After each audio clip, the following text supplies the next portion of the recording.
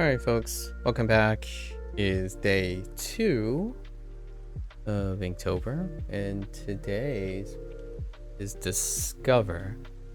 So I kinda had a difficult time figuring out what the heck am I going to draw.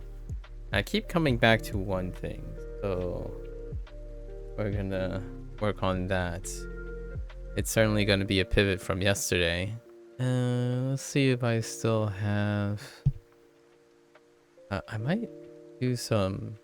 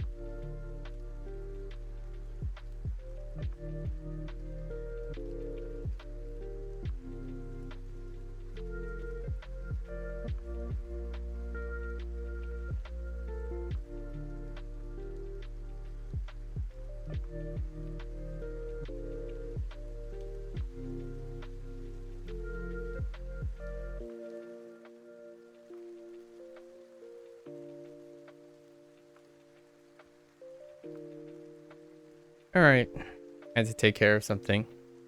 These things come up. Okay, so let's see. We might have to test a bunch of available brushes here. Maybe.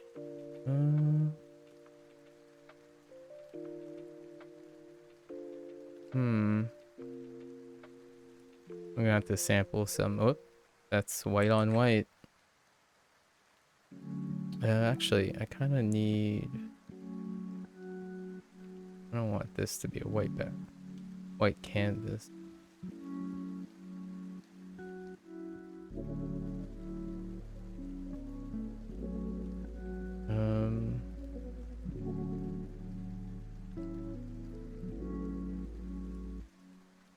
I had like a collection from last year that was okay. However, I want to take, whenever I have time, I want to take an opportunity to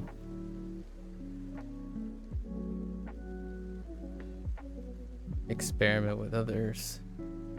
Today might be a good day to do that.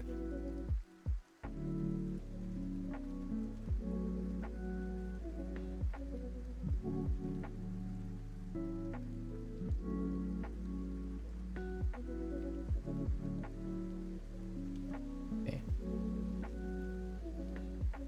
What is that under? Under that. Okay. Alright. Let's look at what we have for ink related things.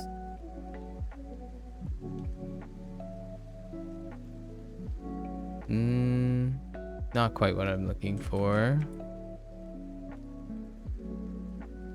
Okay. Yep, not that. That's my standard. Ooh.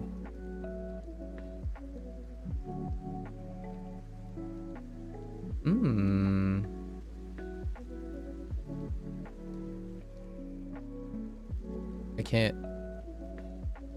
That's a liner.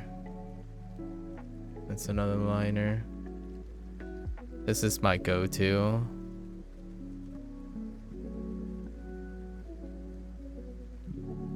Doesn't look like it differs.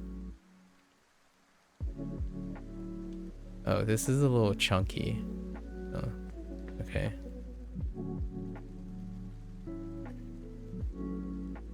Oh, I kind of like it. This one's pretty okay. This one is very situational. The brush is like really big. Not what I'm looking for today's prompt. I'm looking for more. So I think before I used.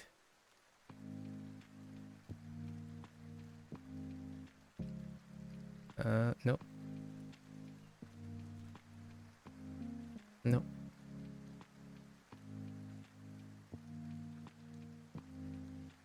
Nope. Nope.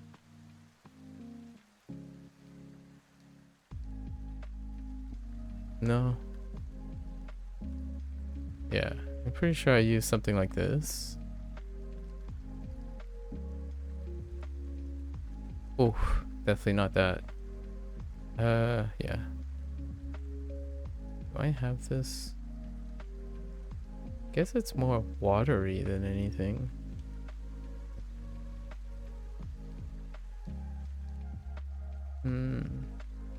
Maybe I'll try something different. Where? Yep. That's one that I used for.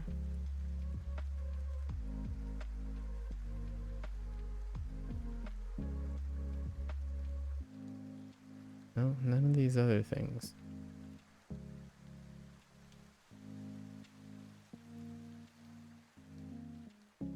Oh, there's Sub-Zero.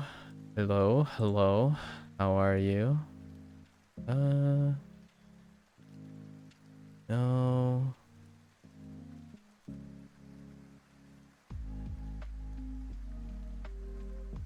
Nope. Nope. Nope. Nope. Actually, pretty much any of these things can work. However, I'm kind of looking.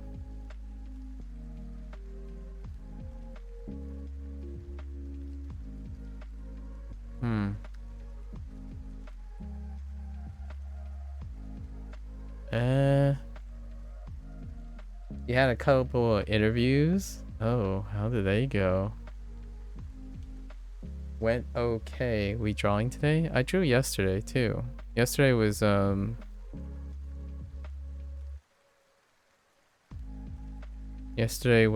first day of Inktober. These are oil. Maybe I should stick with.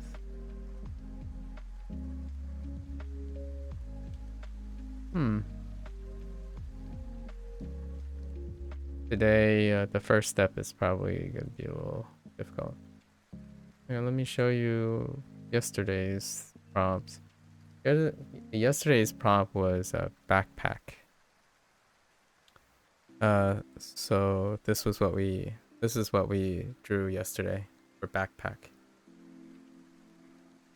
This is our day one prompt. Yeah.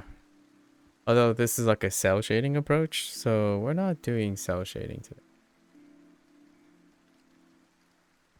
Didn't know Unk had it like that? I'll show you an Unk. Little spring chicken. I'll show you an Unk. Okay, so that's definitely not it. Yeah, we're not doing that. Oh, I kind of like this. That might be rough enough. Oh, I keep going back to that one. This might be a little too rough.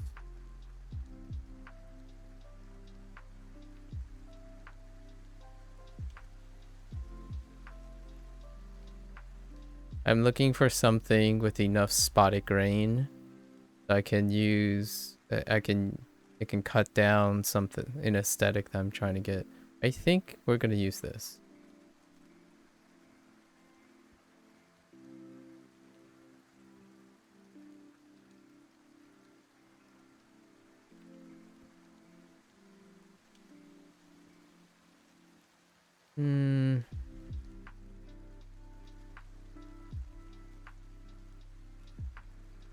Hmm. Okay. Which brush did I ended up keeping last time? This one? Really?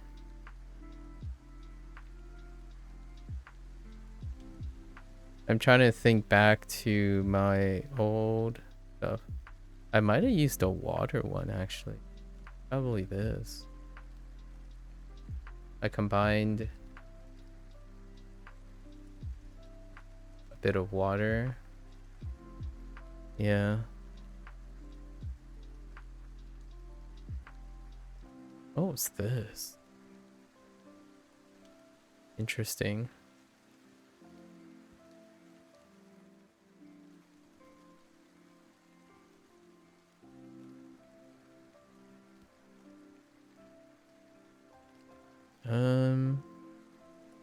Oh, it's this. No, that's too smooth.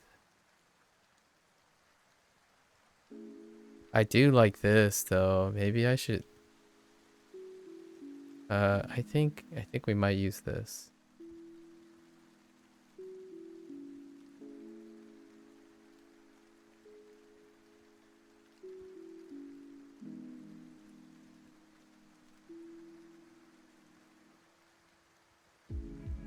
Okay. I mean, it's gonna end up turning into an ink painting then. I guess. I mean, that's kind of what I'm looking for, right? We'll see. We'll play it by ear. This is probably the more crucial step for this one. Okay. So, the prompt today is discover. So, let's try to work on how we're gonna get discover. Go in here.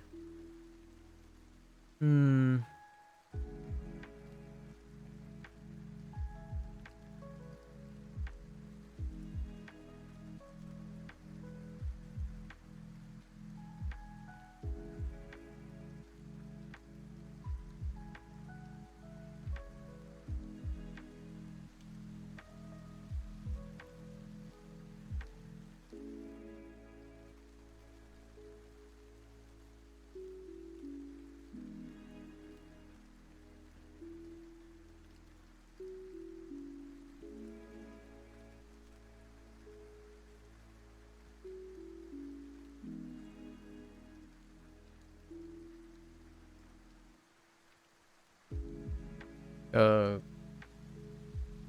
the hard part is probably going to figure out how the heck am I gonna get how am I gonna get scale?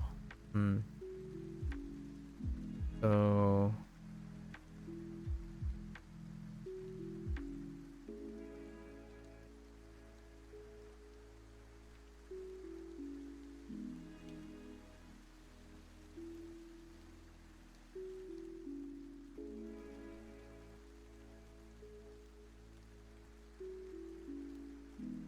say like we're gonna do something like this, right? And then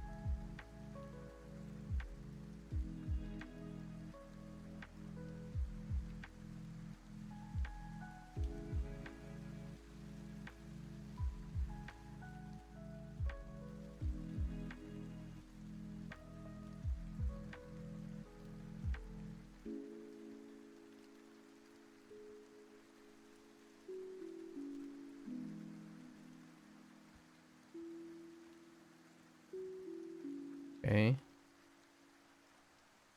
And then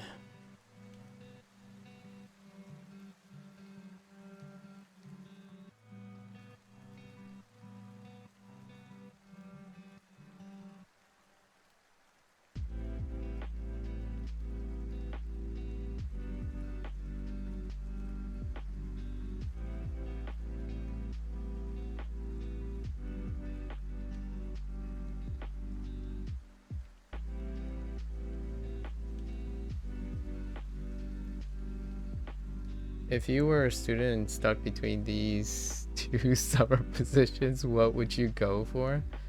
One that is in a prestigious company, but the position is less relevant to what you want to pursue, versus one that is directly relevant, but within a small company. Intriguing.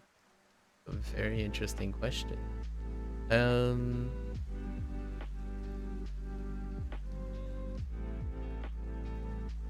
hmm.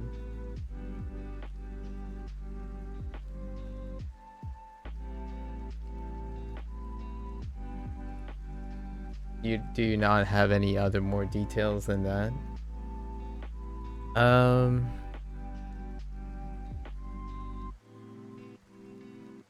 the realistic, right? The really pragmatic. That's kind of what you're stuck between now. Though, of course, I haven't received a definite, but I don't know what to pick. Well, let's say, right, let's say we're assuming that both will be offered, right? As opposed to thinking one or the other, because the decision might be made for you, but it's a great opportunity for self-exploration. Right? It's a great opportunity for self-exploration. So, the idea I would say is, since this is a job, right, career-oriented thing, I typically take a more pragmatic approach. So I would write down all my current values in my career, and whichever one allows me the flexibility to pivot to them would be probably the one that I pick. And since you only offer two properties, which is prestigious or not prestigious, and although your second detail kind of answers the question for me, I picked the one that I can conceivably know that is relevant and understand that I can pivot from the relevancy. As I'm more inclined to believe that if I am in a relevant environment, I am more inclined to explore after being in a relevant environment. However, prestigious might imply the possibility of being inspired. So there is some part of me that would entertain if I had any inclination that being in a prestigious environment means that I'll struggle because it's less relevant. You might be thinking, well, you don't have to struggle in less relevant things. We're comparing to the relevant things. So struggling is a learning process, right? So when I say struggle, it means I have a larger opportunity to learn more about myself while also getting the extra perk of being in a prestigious company. If I were to, let's say I didn't get the offer, let's try to hypothetically talk about what happens if I enter either situation. If I enter a prestigious company with less relevance, my mindset would be prepared for that. I will know that my goal now is to look for relevancy. When I enter the one that is directly relevant to me, but in a smaller company, my mindset is to enter using my ability to elevate and expand and diversify from that small company.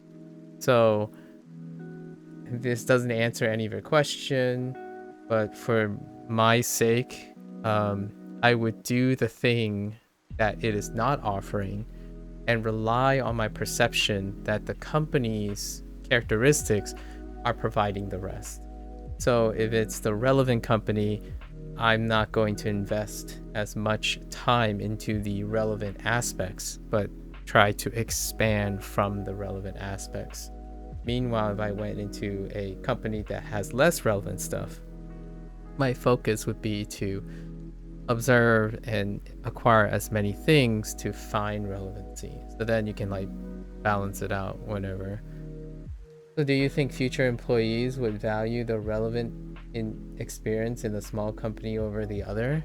That's going to be a tough call because there's no possible way I would know given the situation.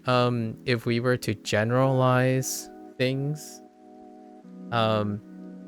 when you go into a relevant small company and you were able to take on a leadership position to diversify the skill set from relevant experience from a small company, it would mean that you're a trailblazer, right? You would develop leadership skills where there weren't leadership skills. So your relevant experience become incredibly relevant regardless. If you're in a prestigious company with less relevant skills, the goal is to acquire as many relevant skills or assimilate as many relevant skills you have from the prestigious company. Then your future employers would like that too. So, in my opinion, this is a westernized approach, going against the grain or expanding upon the grain as opposed to maintaining a standard, right? I think that is very much more the work ethic of depending on your culture, right? I'm taking a more Western approach here. In say like we'll say Japan or something, the work ethic is to uphold the standard. Are they incentivized to go above and beyond? Well, their baseline standards are very high. So just maintaining that standard is probably sufficient. In a Western world, at least in my opinion, in like the United States, for example, there is some attraction to being expected to do less, but you only end up doing more. And the attraction of under promising and over delivering kind of thing. So if you're asking in the sense of the relevant experience in the small company, under promise and over deliver, right? So the idea is, well, this company has all the relevant experience I have, so it will be smooth sailing. What can you do to stand out from the rest of the small company? The mindset going in is, if I truly understand that this is relevant experience, I will stand out by providing something that the company does not provide over time. And that would make for an exceptional point of discussion planning into the future, for your future employers. Like, well, I am from a small company. It had a lot of relevant experiences. I spent most of my time trying to innovate on what the company has to offer, because my innovation is what distinguishes me from people from this small company. I didn't manage to land a prestigious company. However, I have the attitude and initiative to go beyond the small company, right? That's kind of like the angle. In the prestigious company, instead, it's like, oh yeah, I didn't have a lot of relevant information, relevant experience. I dropped in, it was a struggle, but here are all my qualifications that I've acquired from the prestigious company. And with that, it was a privilege to work for the company, and I expect that I have gained the experience that came from being in such a privileged position, right? That's kind of the way to say that you acquired something from the experience and did more than expected. Like a prestigious company, one thing would be you enter the prestigious company and you're like, I like one or two things about this company, and that's kind of all I did. Like, well, then you'll look like a dud because you didn't take advantage of all the resources. In a small company, you have all you've already gone beyond that. So the idea is you're going to build out from that. And this is not professional advice, by the way. This is candid talk about mindset. The idea, in my opinion, is you're looking for something that the company is not offering as a demonstration of personal growth or initiative. I feel if you have demonstrated initiative and proactive growth on like a resume or something, those employees are those prospective employees or recruits are, in my opinion, more universally inclined to be looked upon favorably, because sometimes when you see someone on a piece of paper, there's no guarantee that that person will make the most of it. So oftentimes in retrospect, when I build a resume, it has to be filled with proactive things as opposed to things prescribed. It's a Western shift, in my opinion. This is like a westernized shift. Other cultural standards could be something like, oh, you've done something incredibly well that no one in the company can do, but it's what the company does best. That type of thing, like a gold standard. You can try gold standarding yourself, which for me, if you're a younger person and you're trying to climb the ladder, I don't think the first thing you want to tackle is mastery of a skill and living in someone's shadow for like all your predecessors' shadow forever, right? That's a glass ceiling effect. So if you aim to imitate constantly, in my opinion, that can create a psychological glass ceiling for your experience. Like, oh, kind of the YouTuber, the content creation syndrome for younger people. Like, oh, I want to be just as good as this person. Just as good? And why do you want to be exactly like this person? That means you can only be like this person or less. And then, they finally get it. It's like, oh, now I can be better than this person. Like, but how? By doing the thing they did, only better. I'm like, that is negligibly still the same. Because you're not innovating, you're not growing, you're not creating and constructing on your own. So, when you get older, like, I'm not really that old yet, so I still have the luxury of like pursuing other things and whatnot. However, there's some place when you become incredibly comfortable, which you're not, right? You're at the moment you're looking for prospective employees. You're thinking about the changing future as opposed to, I'm settled down, this is a comfortable place. I'm 15 years into it. Let's raise the bar on this gold standard. I can rest assured that my life is meaningful. I don't require to end the learning process, right? And obviously I'm not one of them, even at the age of 37.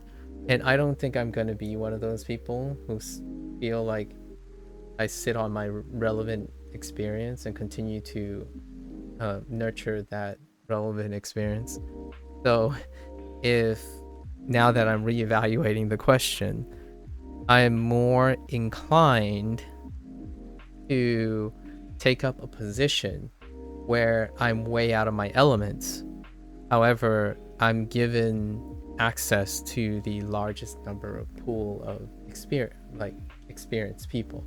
So knowing that if I were offered both of them at my current state of mind, I would enter the prestigious company with the mindset that I'm not going to end up coming out the same person ever again, as opposed to going into a small company and confirming what I know to be true and hopefully relying only on myself, right? Largely on myself and maybe like YouTube or something, with the creative capacity and enough experience to innovate on my own. If I rewind back to my 20s or something, I think I had enough self-awareness to know that there's no possible way that I could innovate on myself. Like, there's no way I was old enough or experienced enough and knowledgeable enough to be able to innovate outside of my own box. In fact, I still feel this way now. So I'm heavily dependent on other people like you, asking questions like this. Like, it's not like I was gonna plan a lesson plan to ask myself this question, because I no longer ask myself this question. So that's kind of the idea. Like, I think one of the questions you have to ask yourself is, how confident are you? These are trade-offs. Do you want to feel comfortable, right? How comfortable do you want to feel? That's one of the relevant versus irrelevant questions. And then the other property is do, do you feel that you have the capacity to innovate? Because I don't know what your experience is. What, like, are you bringing in non-relevant experience? Like, for example, we only talked about the relevant experiences. When you go into a company, are you also bringing in irrelevant experiences? And what I mean is currently tangentially related experiences. Those are the skills that you can build on in a small company to go beyond the company, right? Like, for example, I'm not learning Japanese to be Japanese. I'm learning Japanese from the perspective of an English and Fujianese speaker. That is my somewhat relevant but tangentially relevant experience.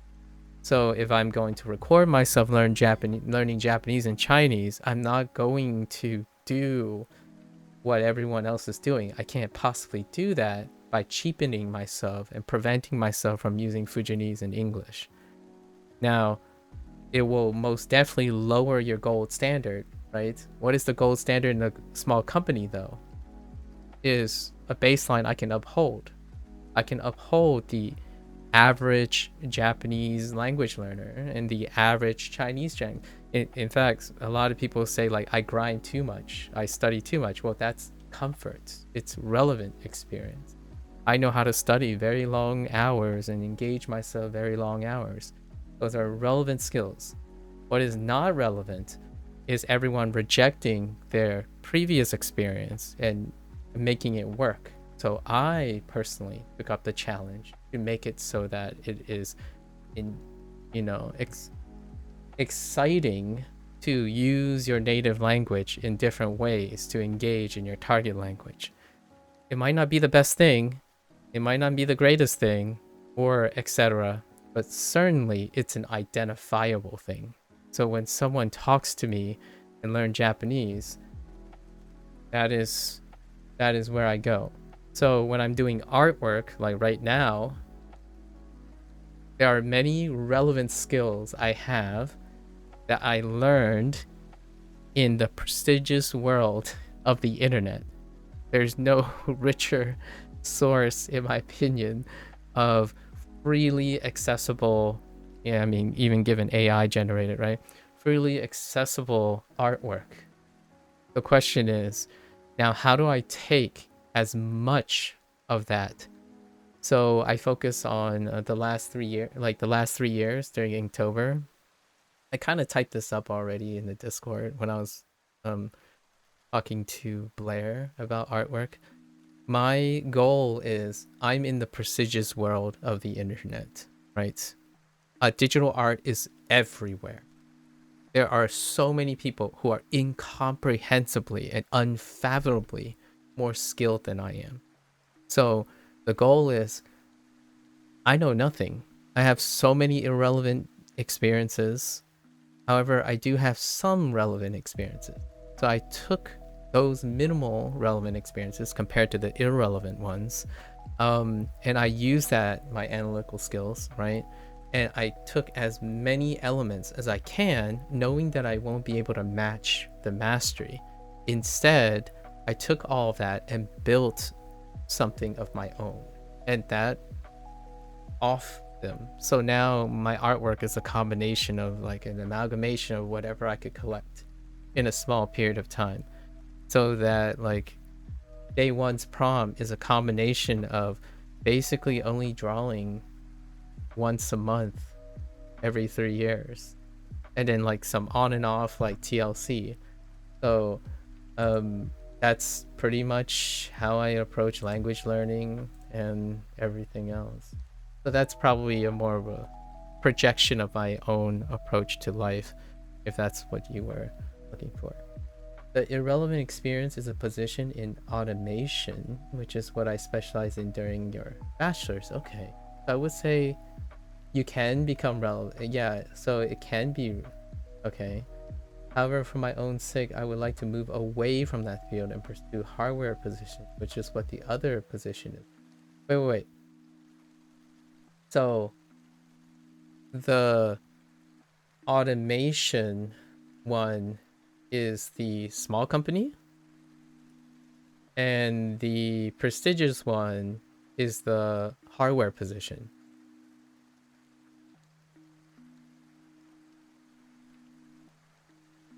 Or is it the other way around? Automation is the big one. Well, then that's okay. Well, then you got the best of both worlds, in my opinion. Like for me, if that's the case, it's a small company, period. Because if you're pivoting away from something, ironically, it's more irrelevant than you can imagine, right? Because you're pivoting away from something. So actually, if I were to redescribe or redefine that, the prestigious company is the one with the relevant information or experience, and the small company is the one with the irrelevant one, because you're still learning the hardware position, right? I guess you mean relevant as in it's relevant to your pursuits, but not necessarily relevant to your experience, right? The small one is hardware, which is what I want to pursue. Yeah, so you're pursuing it. It's a relevant pursuit. However, you don't have relevant experience yet. I was under the impression it was the other way around, because you're talking about relevant experience as opposed to like a relevant pursuit. Like you have not gained those experiences. So that small company will be the source for your relevant. The downside is it is kind of a double whammy, because now this question would be even more relevant. Now that this is a hard, in my opinion, relatively speaking, this is a tougher situation, and I can kind of understand why it's a tough situation now. Because the small company can restrict and create a glass ceiling for your exposure, for your pivot, for new experience. It would be far more ideal if you had a chance at a prestigious company which had a lot of resources, forwards pivoting to a new experience, right? Because if you're pivoting towards it, you want the exposure. You're looking for exposure to your pivot.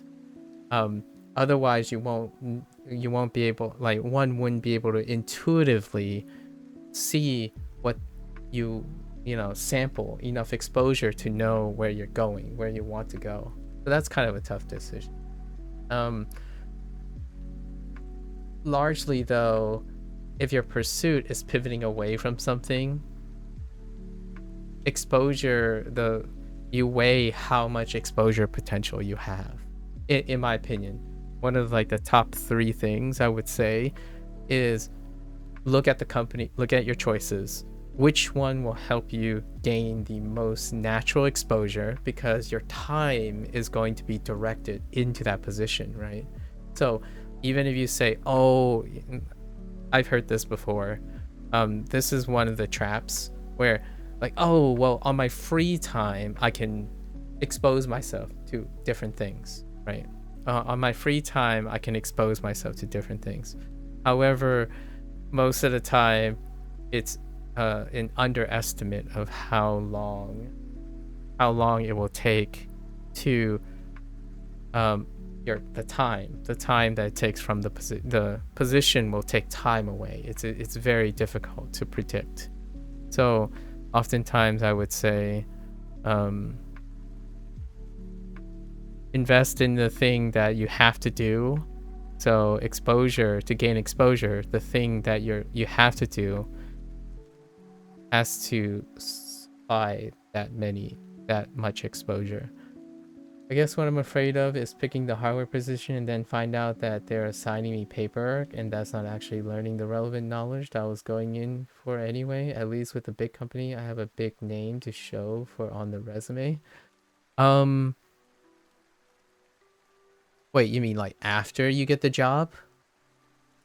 Like much further years later? Because you're gonna paper push regardless of which company you go into now, since you're entry level. Oh, after you're done with the internship, you're going to paper push regardless of the internship you get, because you're going to be a inexperienced person. Like you have to climb a ladder of experience. Like to show for when I'm actually applying for graduate position.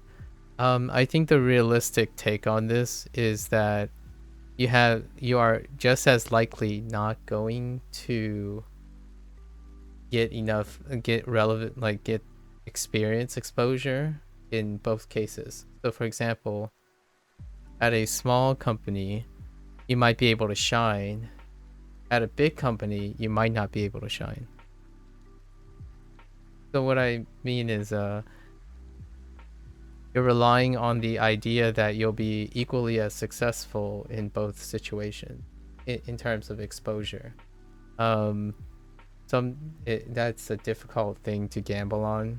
Like having a big name means that you won't be assigned paperwork. I think generally speaking, when you get an internship and then you enter a professional field, you start at the bottom most of the time, or you start near the bottom.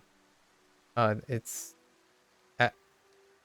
it is very unlike I wasn't like a superstar or anything, so I have always anticipated that I start at the bottom.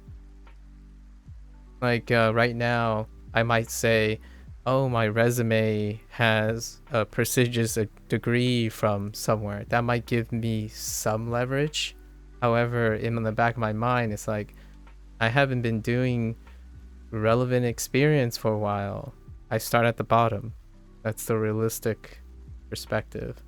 So I think if that's how, like, I don't know how it operates, but if that's how it operates where you are, then if the nightmare is to avoid being assigned a paper position, then yeah, the big company seems like you know your answer. Like having a big name. I didn't get to my position with a big name. I got my position because when I was low and I was a grunt, I did my grunt work, which was like the relevant experience. I I improved its efficiency, and I spent most of my time liberating time in order to strike when the iron's hot. So largely when I start moving up, then I was able to flex and use those skills that I cultivated while being efficient with like the grunt work. That's unengaging and possibly uninteresting. There is things that are learning from the grunt work, so there is value to bolstering efficiency. You can be an eclectic artist and still have strokes like this, like for example my terrible strokes like this, right? However, even with strokes like this, you can produce a fantastic piece of work with enough time, right? So the idea for me is, do you want, how do you want to get there? I suppose. I do not believe that going to having a small name means that you're guaranteed to that it's going to be guaranteed that it's a lower starting position than a big name.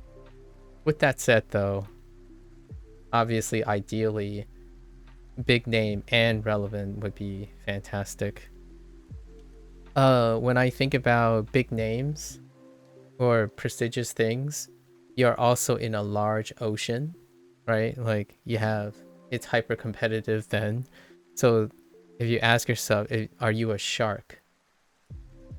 If you're a shark, I say I think you know your answer already. I wasn't a shark. So I wasn't a shark. I still pursued the prestigious thing, but then I became a guppy as opposed to a shark. I knew it was a very humbling experience. So ask yourself, I suppose, if you want that humbling experience or not. Some people thrive on it. Um, being in a prestigious like company, if you're locked into automation, I suppose to make that decision a little bit easier, you would explore to see if you can pivot even in that.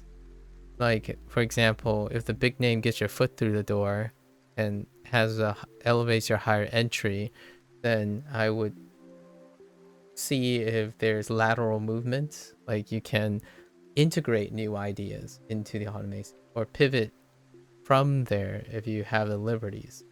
Getting a head start on like entry level things allow you to pivot more liberally later, right? If you establish success, you can pivot however you want. That's kind of like one of the trade-offs when I think about early pivot. There's a lot of paperwork, but surely they give some relevant subject experience. If not, then I wouldn't see the point of picking the hardware position at least. Wait, surely they would give some relevant subject experience. If not, then I wouldn't see the point of picking.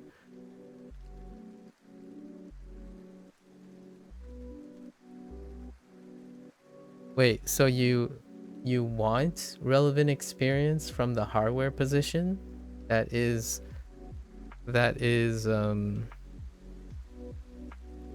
in the small company?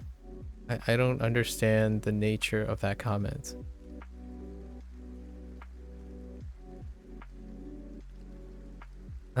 For myself, I would say if you're pivoting into something without relevant experience, the whole goal is to hope that it doesn't have any relevant experience because you bring the relevant experience. I mean, like, if you're taking a chance on something small that has low exposure, the idea to maximize that opportunity is that you're hoping that all the exposure is relevant to your lack of experience as opposed to the other way around.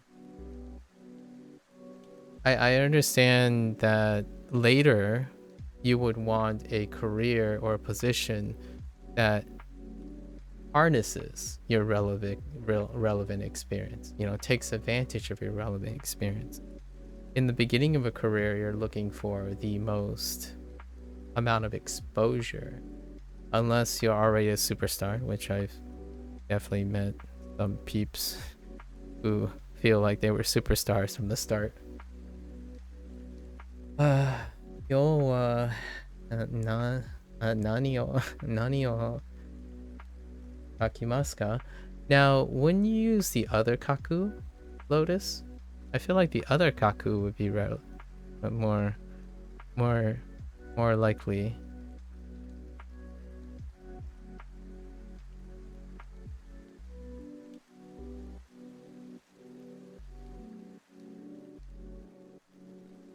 This kaku. Lotus, I'm just kidding. We're doing the prop is discovered today. The prop is discovered today. I'm kidding, Lotus. I'm being a butthead. Wait, I forgot which brush I was using. Oh no. Am I using this brush? Oh no. I forgot which brush I was using. Was it this brush? Oh yeah, it was this brush.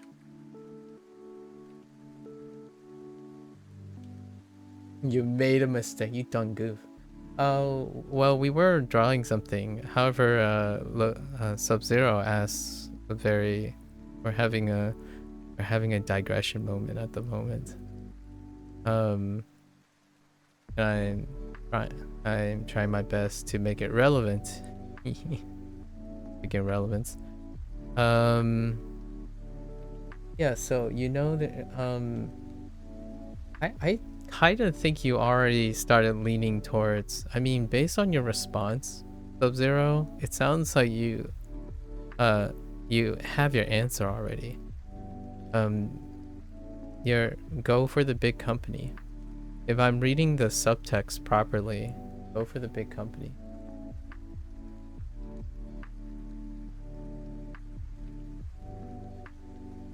Like I'm not a it it's fairly obvious your comments are pivoting towards the big company. You must you must have some social pressures that I cannot appreciate for having a prestigious name attached. So I think that's the way to go. If you wanted my unsolicited understanding of how you're like phrasing things, this is obviously a conjecture on my part. However, the way you're talking and whatnot, forget prestige, make your own prestige. That is the other option, which is going with a smaller company. You make your prestige. So we kind of talked a lot about the different, the different things, different options. Yeah, it's a tough decision though. It's definitely a tough decision. I don't want to give you the idea that it's trivial in any way. Actually, most life decisions are. I'm like preaching to the choir at this point.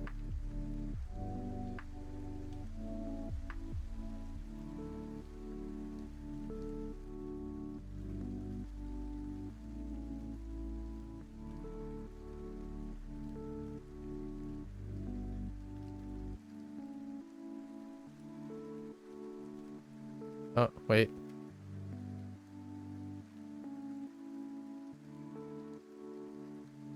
I just realized I was keeping track of my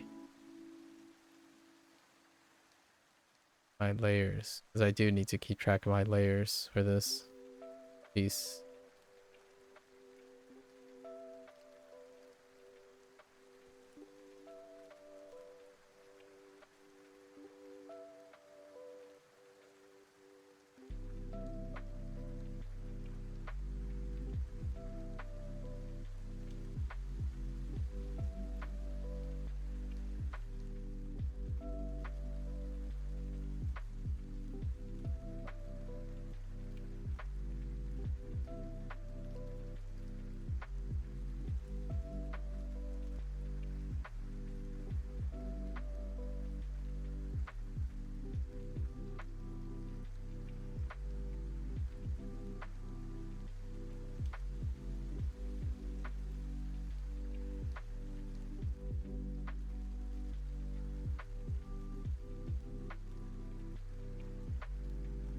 Hmm.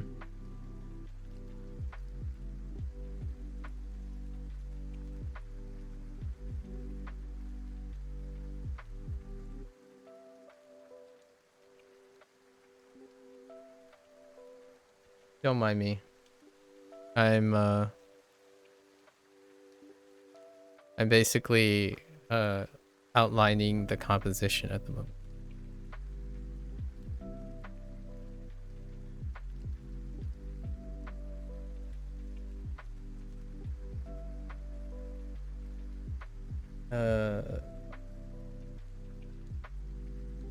I mean, the whole dilemma is going into a big company, but the job description does not seem to give relevant subject experience outside of general engineering experience. The small company has a job description that matches subjects that have a passion for.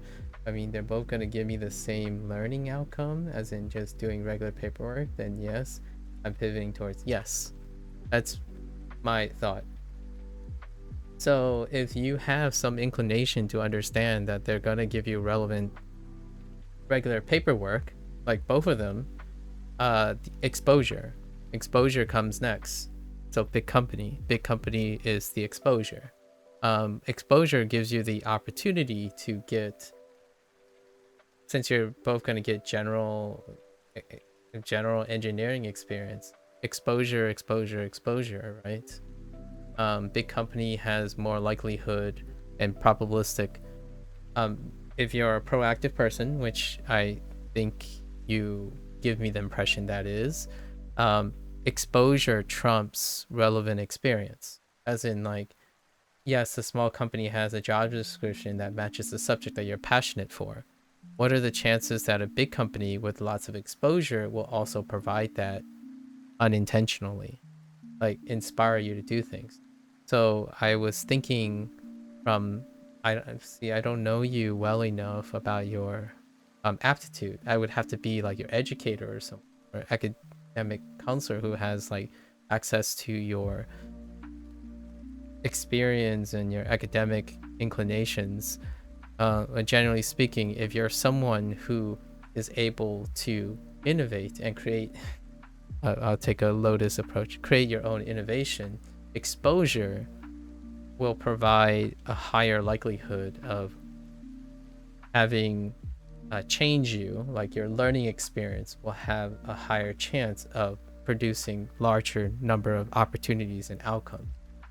If you're one that likes to be comfort, like in the field of comfort, as in using build slowly out of something you know, then the small company would be a way, because then it liberates time for your self exploration, if you know what I mean.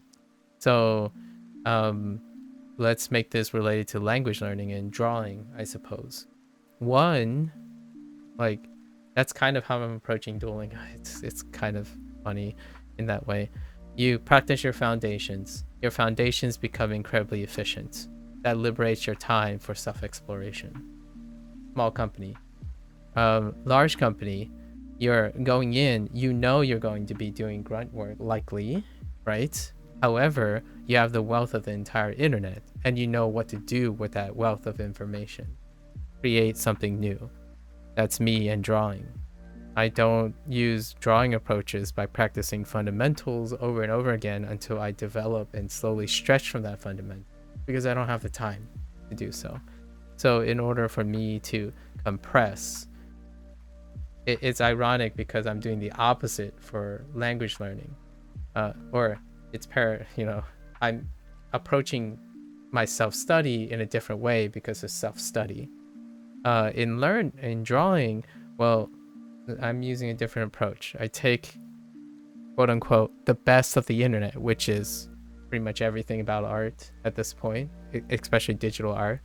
I look at references, I look at all the wealth of knowledge available to me, and I synthesize them. So the question is, are you a synthesizer and a maker of your own prestige, or do you want something like a workhorse and slowly pivot out of it, right? And I kind of feel like, because you're already pursuing a pivot in your education, you have the confidence, or you want to have the confidence in believing in yourself that you can synthesize. You're a synthesizer. So going into the big company is the lean. Subtextually, you are weighing and gambling, but in a favorable way, right? On the idea that if you are given enough exposure, you'll create magic out of it anyways. So whatever the small company has to offer, it has a glass ceiling. The big company does not. And that's how I think of the word prestigious. That's what I think of when I say you go to a big prestigious thing. It means that you are completely reliant on yourself to know that when you go there, you might be a small fish in a large ocean, but boy, do you know how to eat and get bigger. That's the thought. I did that when I was in graduate school. I went for college. For college, I did the small company thing with relevant information, because I had no idea what I was going to do. So high school, I was pretty good at science. Asked the most relevant person that I can think of. It's like, they graduated from this college. It's like, oh, it's about 2 hours away. I applied to it. That was it. And then that college innovated. It was a liberal arts college, and it told me that I can synthesize information regardless of what discipline I go into. So I aimed higher. I actually spent 3 years getting relevant work I was so uncomfortable that I went out and worked for the government in that pivot for 3 years. And I know that it's time. So I went to a prestigious university for graduate school. And sure enough, it humbled the crap out of me. And I came out at the other end and a person that don't necessarily feel that I can't learn anything. I still have questions about my competency, but there isn't necessarily a skill that I would say, learn this and do this. It's largely due to the nature of the big, prestigious name. What came with going to a big, prestigious school is that everyone else around you are pretty much superstars too, and everyone that is there to mentor you are superstars. So you're going to feel very small, but sure as heck, that's not going to make you insecure. What it's going to make you feel, in my opinion, if you're a synthesizer, is you can't stop wanting to go to school or go to work because you have so much more to learn from them. So any opportunity to spend, even sacrificing food and sleep, to go and constantly curate as much experience as you can from the opportunity. That is the curiosity and development of a synthesizer, a person who's creating things and solving things that people didn't ask for or haven't solved. That's the pioneer effect. Of course, for me, the story wrote itself out. It was not sustainable. Then, because even if I can do that, that doesn't necessarily mean I had a great lifestyle and mental health and fortitude to do that. So reality can be pretty harsh. So that's kind of the idea. And what am I drawing? So I'm drawing a landscape. Today's inspiration, which is the reference, right? The references. The inspiration are landscape. I usually I write it on my YouTube description. Twitch doesn't have a description based thing. So the inspiration are the Chinese and Japanese inspiration for this piece. I gotta keep track of time. Inspiration piece is Japanese, Chinese landscape ink painting. So it's not any specific reference. It's many, many references. That's how I collect information. So I kind of already done this once 2 years ago, and then another time last year. So it's an evolution of my approach to that one. And this is my basic layout of where I want my features. Yeah. So like, for example, two of the references that I'm looking at features and stuff that I want to include in this piece. And also, I'm breaking it down using the techniques that I prefer to use and the coloration and approach that I want. So like, I'm looking at right now here, I'm looking at a piece that is rendered in color, but mine isn't going to have color, or not in the same way. I'm integrating probably 2 or 3 other techniques that I prefer to use for landscape painting. So that's kind of it kind of describes itself, right? The internet has a lot of things. I'm taking a little from column A and all the way to column F, and then I'm combining them so that it's transformative. Skills are transformative, right? So that's kind of where I'm going with this. I wanted to incorporate some elements of different things. So I'm like scribbling on different layers to like get an idea of where I want it. Today's piece is going to be kind of hard to do relatively with time. So I'm probably going to skip adding a lot of elements.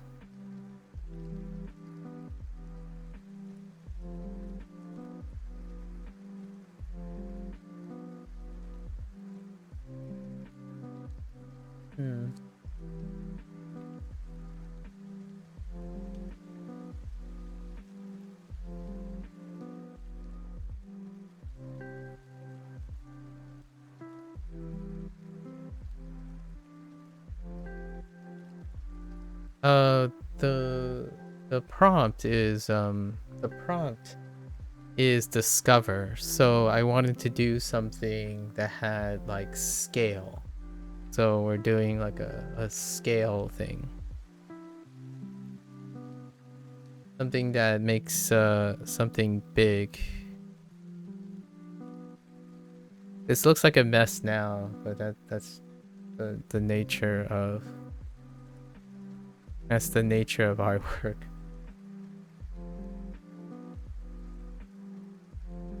What do these lines mean? It'll be a little bit more apparent what these lines mean at some point. Okay. So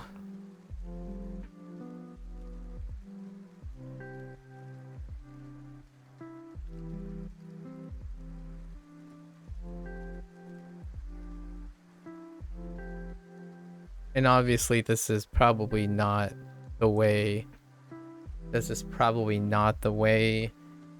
all these artists went about it. Uh I did not train fundamentals in painting. So I was being earnest when I said that it was more like the big company approach. I nosedived into looking at things way more complex than I could possibly comprehend at first, which is kind of like language learning for most people. They want to dive in at the end, so I immerse myself in art and take whatever I can from it and slowly build up from there. So it's a violation of all fundamentals. Like I have no way of explaining how what you call it, perspective.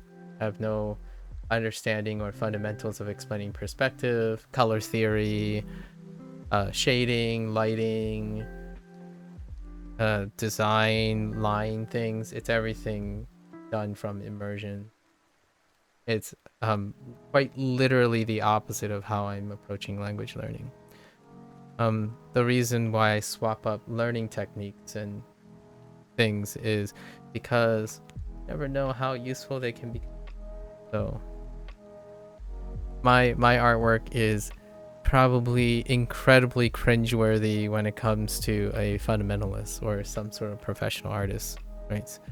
So whenever someone thinks that I can draw something or render something well, it's a compliment. I think this is the most intuitive thing that I've ever done. Everything most of the time I kind of lean heavy on foundations. I have no foundations in artwork. It's quite literally the no foundations whatsoever. All right. So let's see if we can turn this into something. Do you think this looks nice? I mean, can you see the picture? I always like this part of artwork. Can you see the picture yet? Do you know what I have drawn? Do you know what this looks like? Because Lotus entered fairly early when actually Lotus was like midway when I was doing the backpack. I don't know if you know what the backpack looks like when it started. Lotus kind of saw it, I suppose. A bunch of black and white lines. Usually this is what my artwork looks like in the beginning. This is my sketching process. But it turns into those things.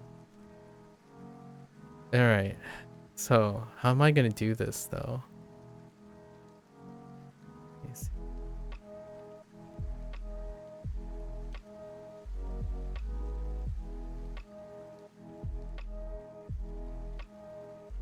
Okay. All right. This one might not turn out to be as great, I suppose, but the idea is to do it.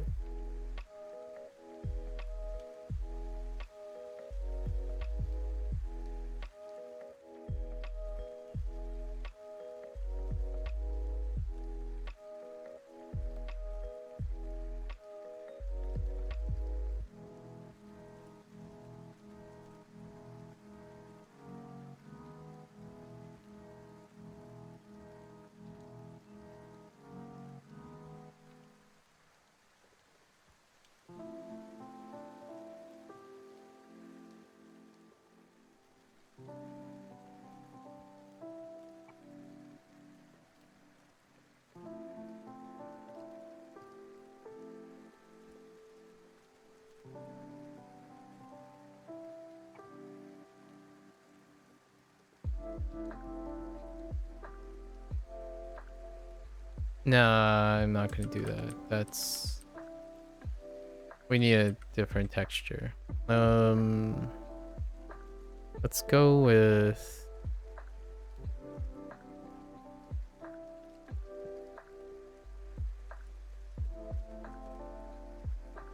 Yeah, it's too light.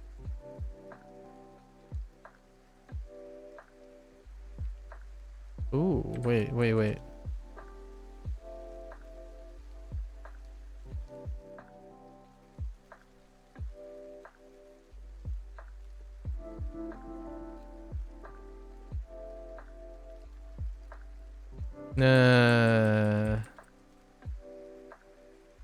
Oh no.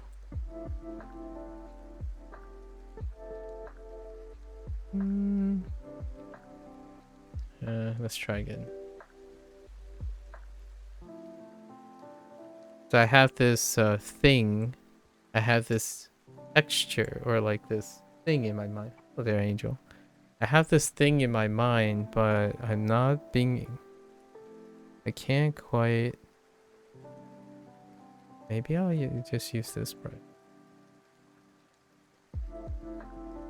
Actually, no, wait. I like that. I can probably shrink down the...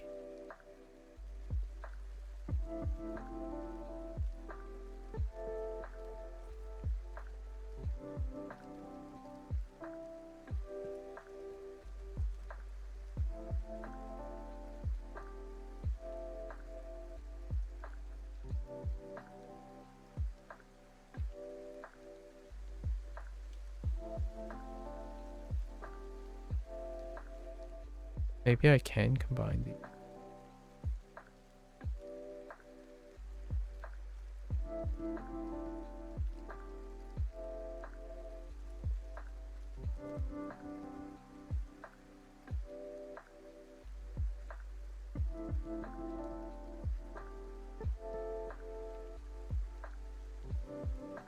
Okay.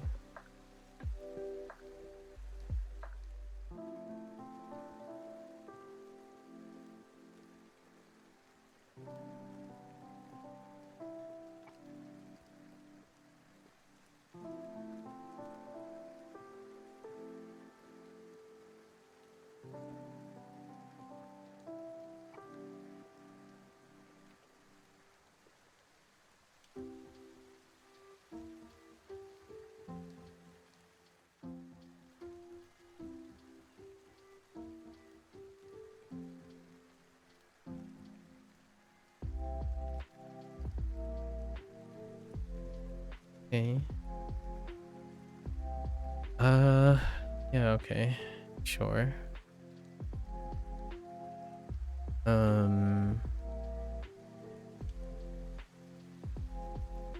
Okay.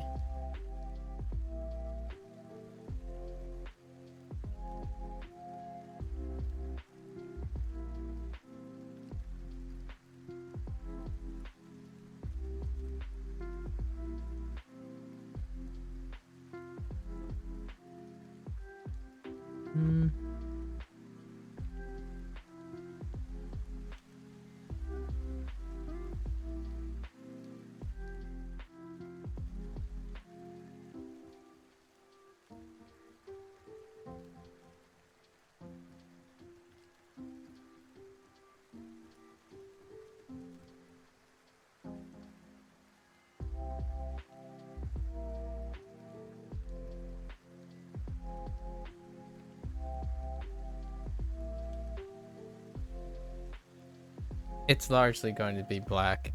So, let me know if you guys know, if you guys have like the image in your head, you know.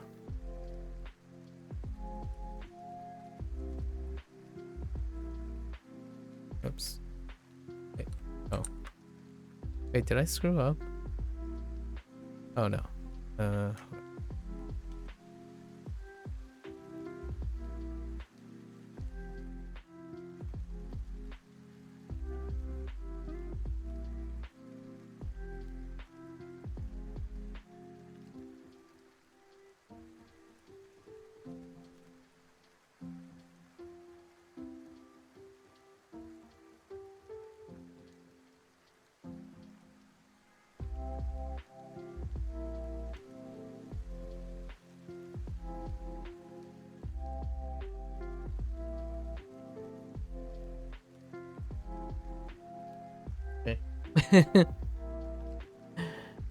This is definitely your flow state in provision here.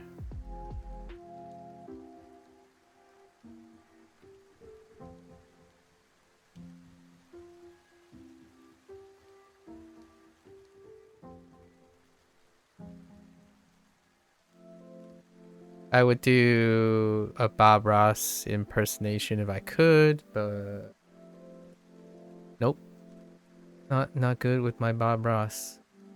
Like, and then there's a flowy mountainscape on the side. Let's add a little bit of let's add a small touch surface here.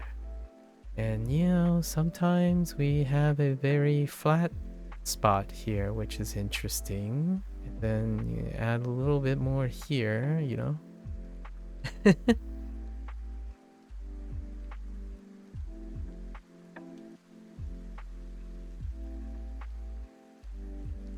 Got some pretty, a little bit of danger going on. Let's provide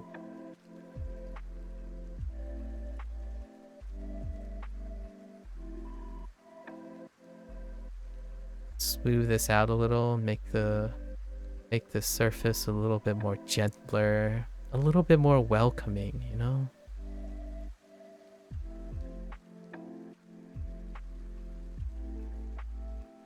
Smooth it out a little, a little nice touch.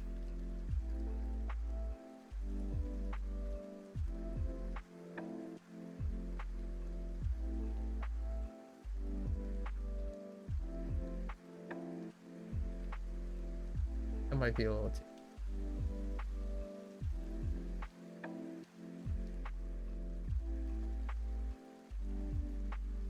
We can do without.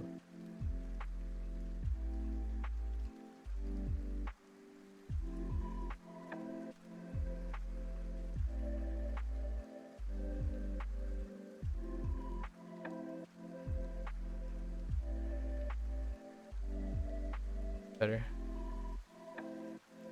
Okay. Sometimes you gotta reel it back a little because it can get.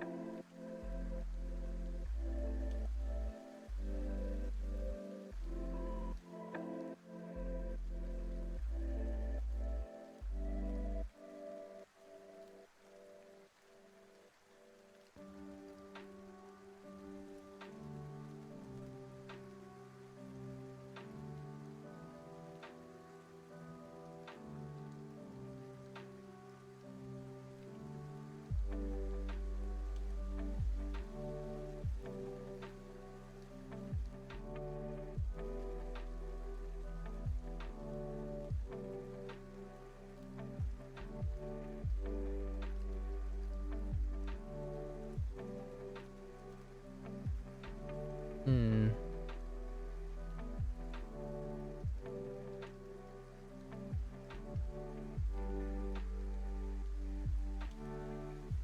Holy dude, the bots are like coming out in full force.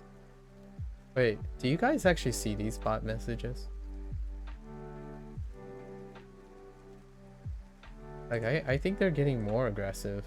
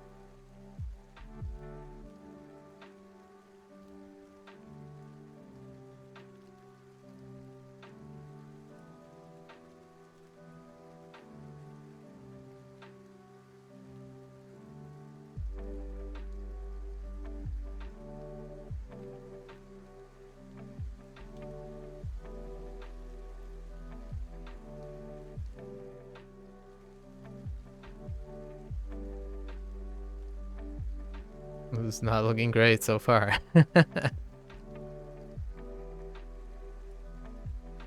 Not looking great so far.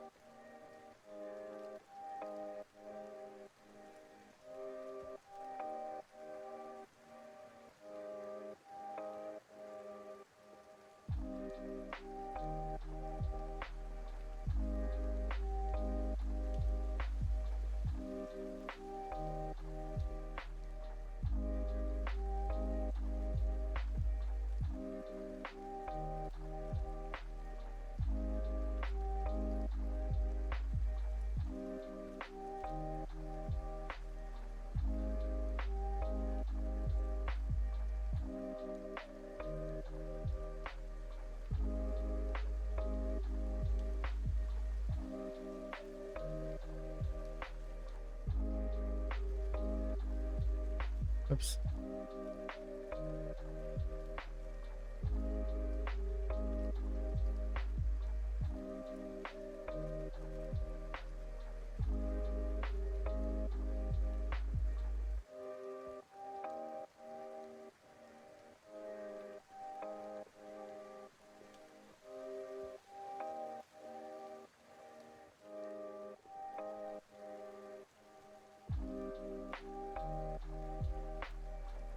Okay.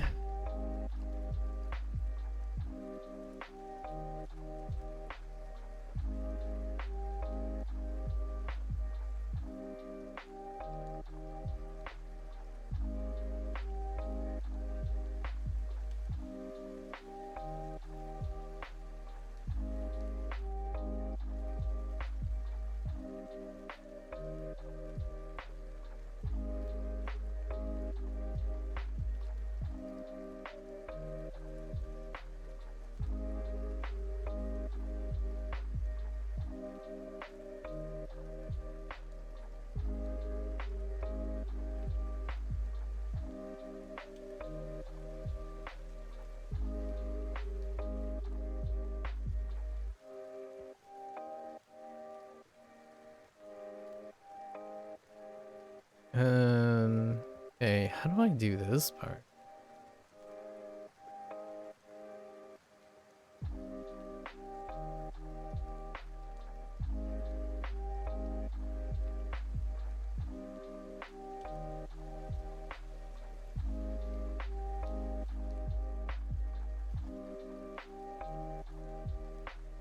Uh,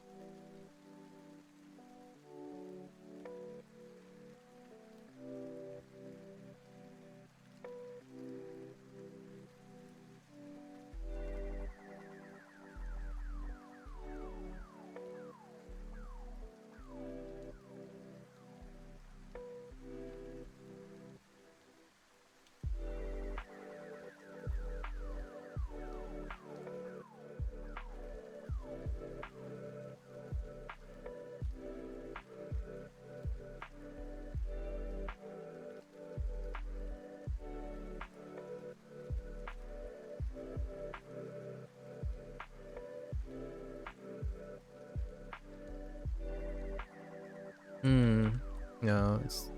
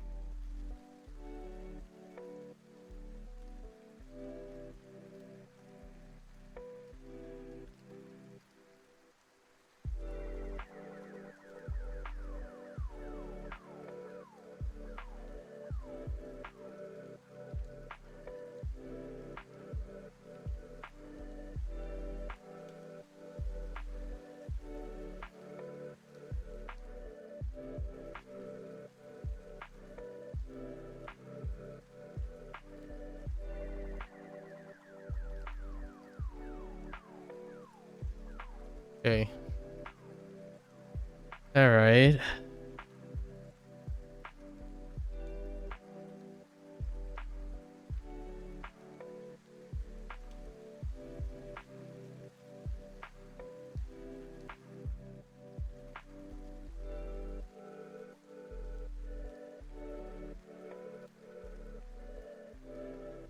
Okay.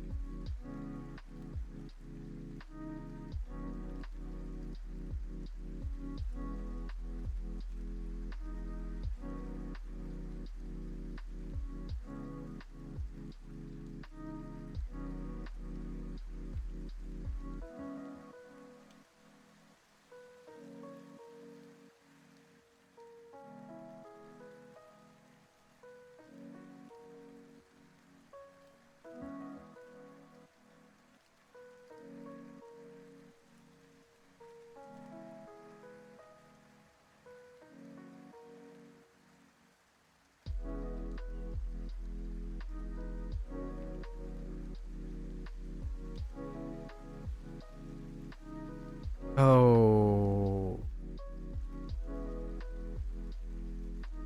Hmm. I think I kind of screwed up. Okay.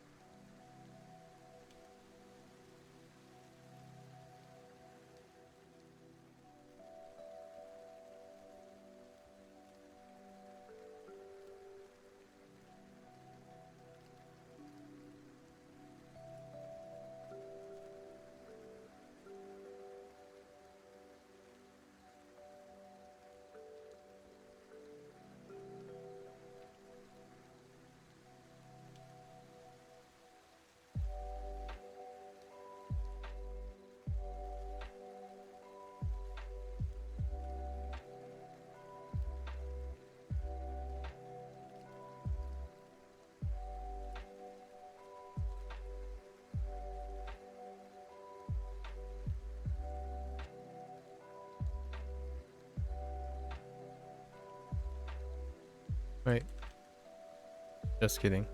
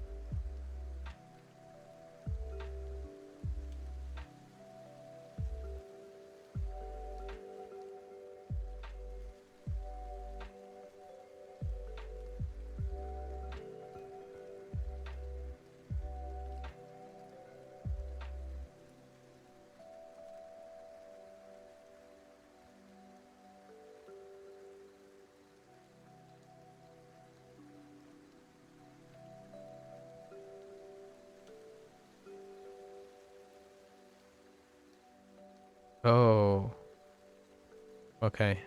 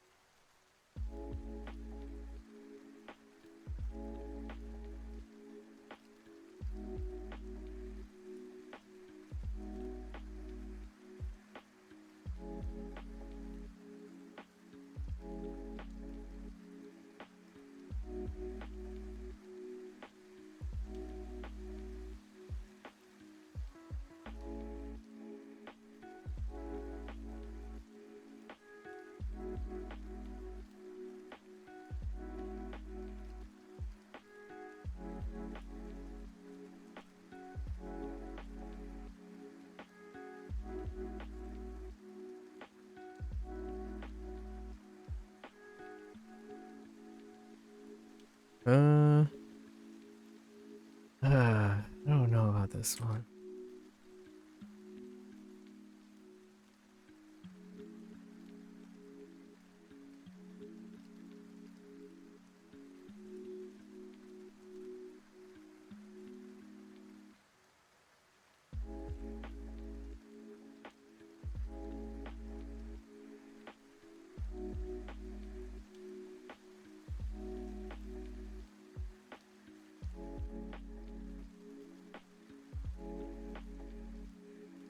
Hmm.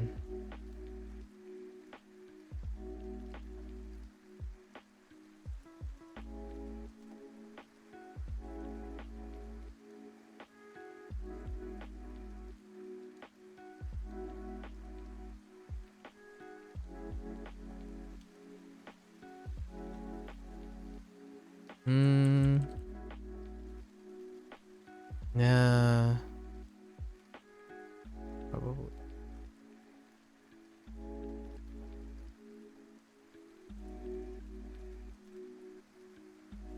too much. Too much. Let's do.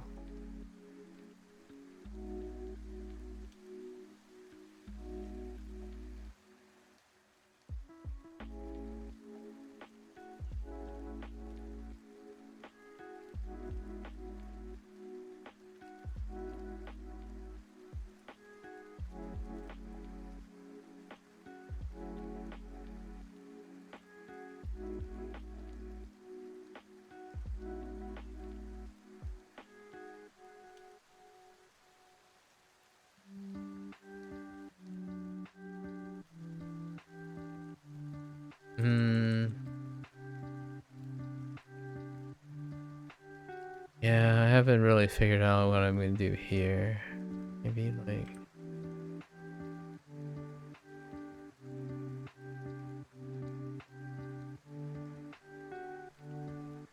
Uh,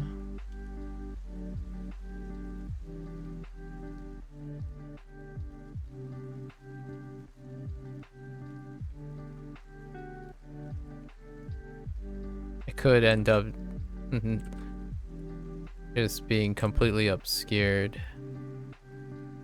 It's okay.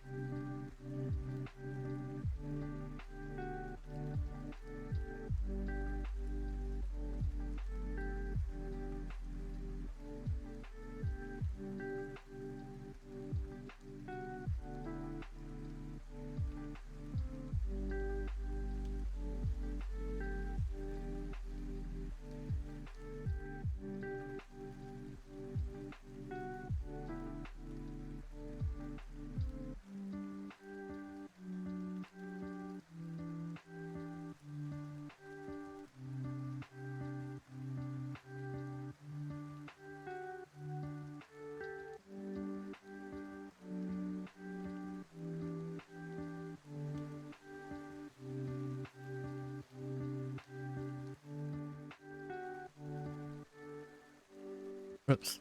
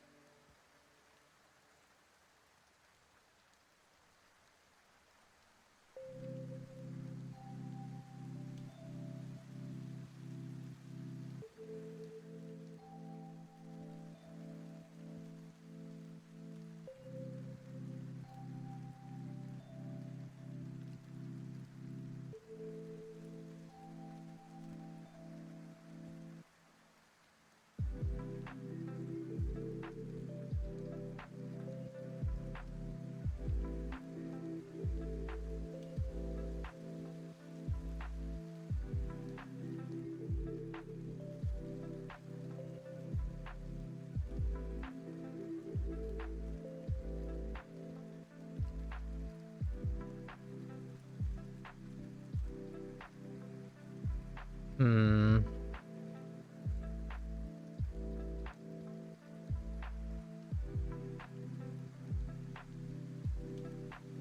I think I put way too much. How do I reverse it? All right, so it's too dark. So, um,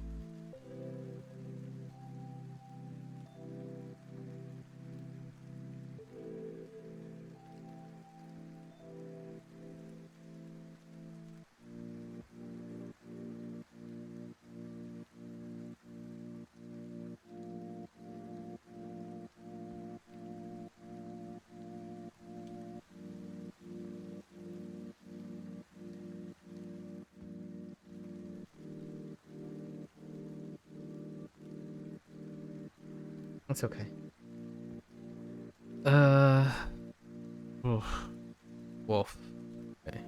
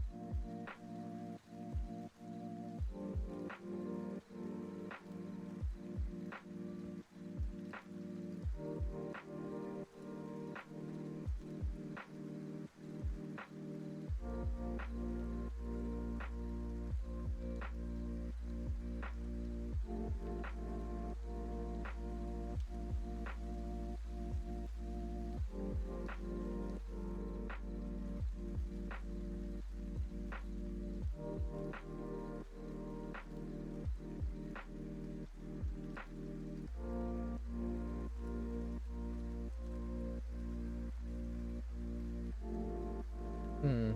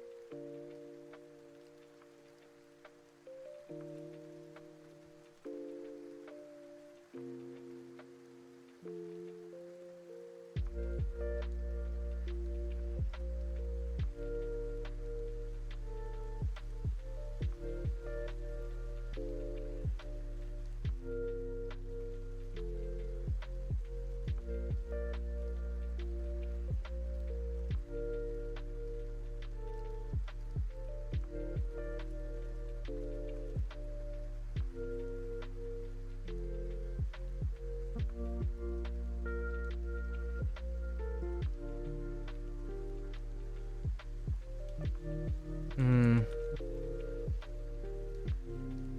Uh.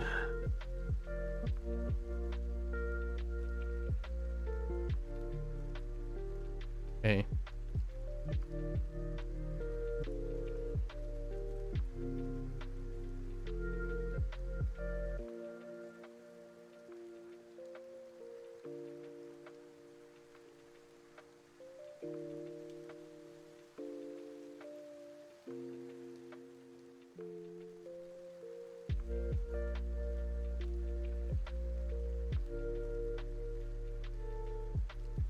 All right.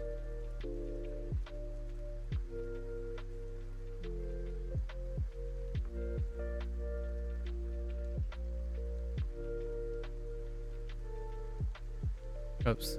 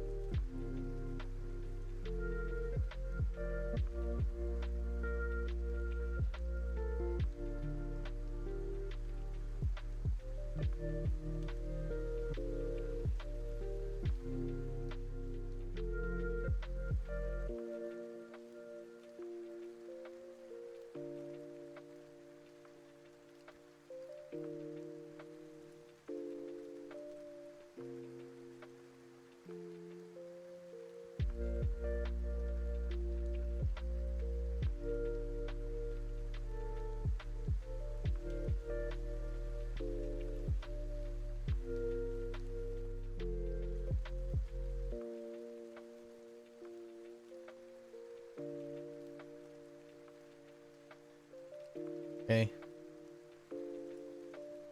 Alright. So I try to do some other stuff now. Okay. I don't think this brush really worked out for me, but go in.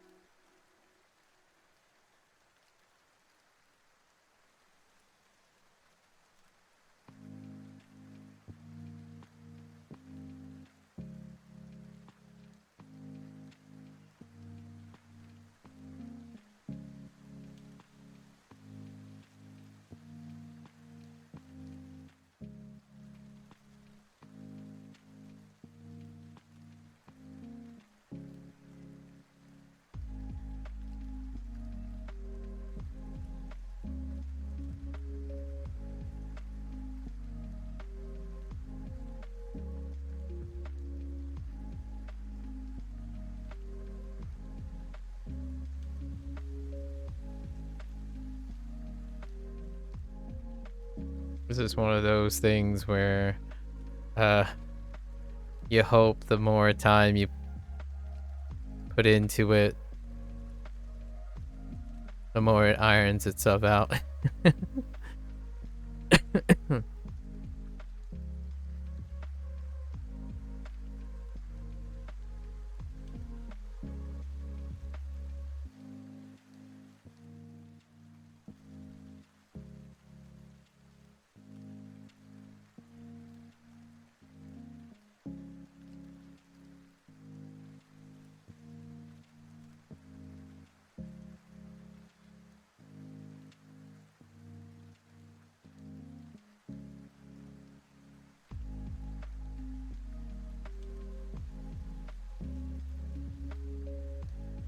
Workhorse.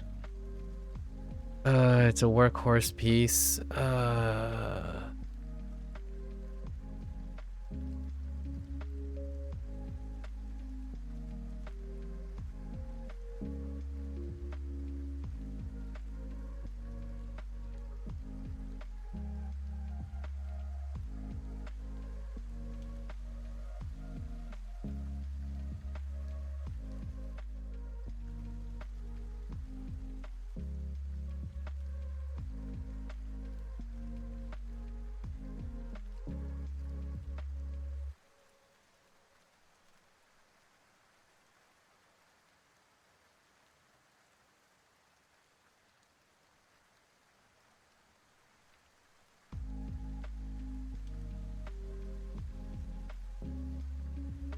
That looks kind of awful. We'll settle with it.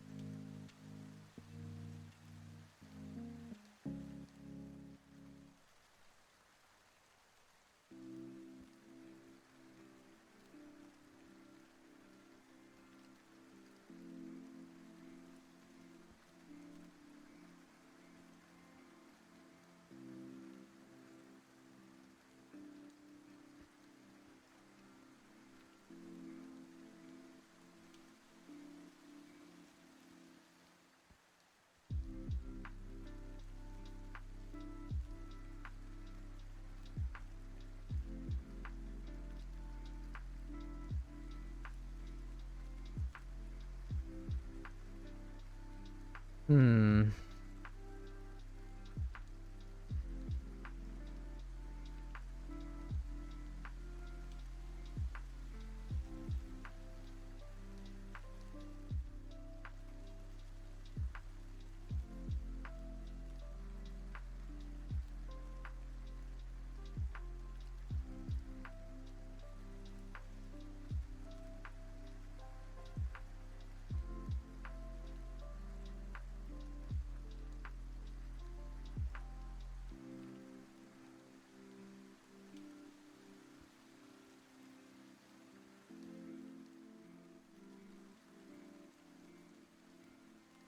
Nah, I think that's fine.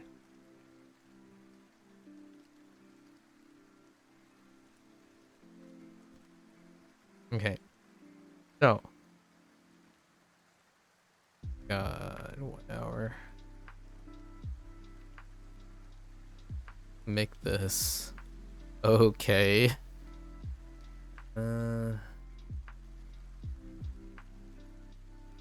So.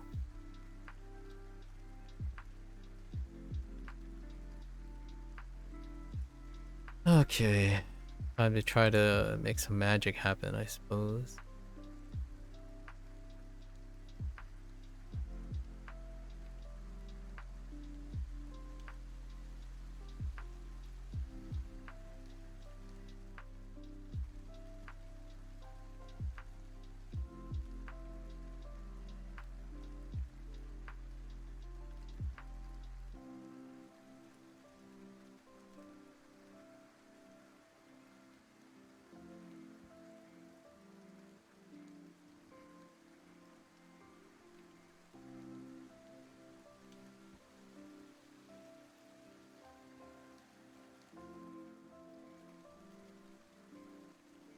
Hmm.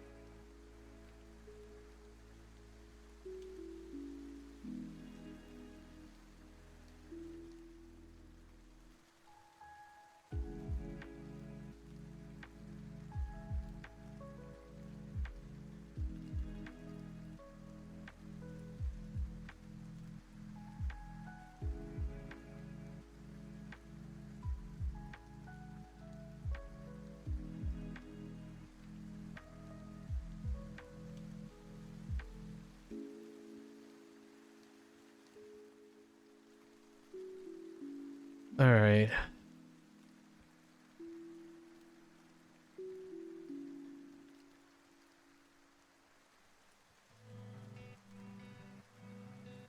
Okay. All right, all right.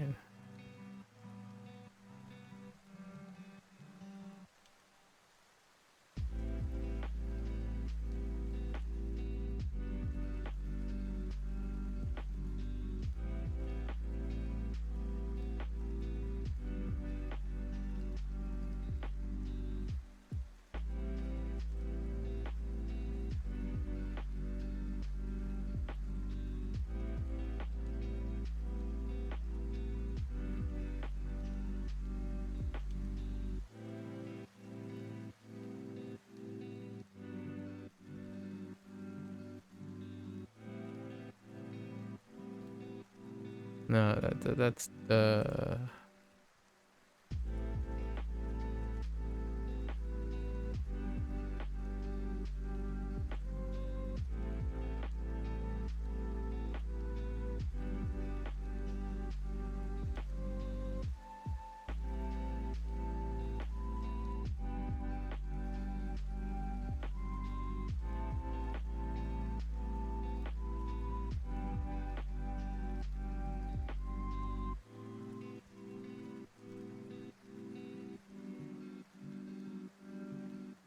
Oh.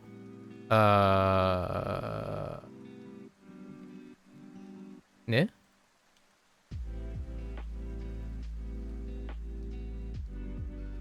Oh.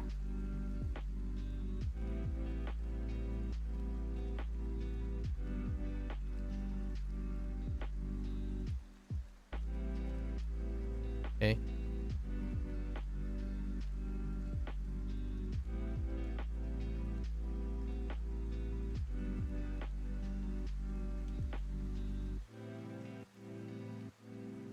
I don't know what I did there. Oh, that's the. Okay. Yeah. That's fine.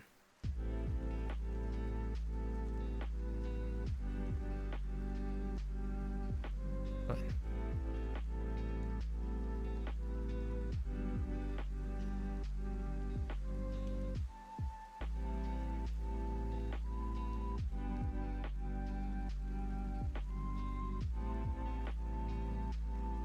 Okay.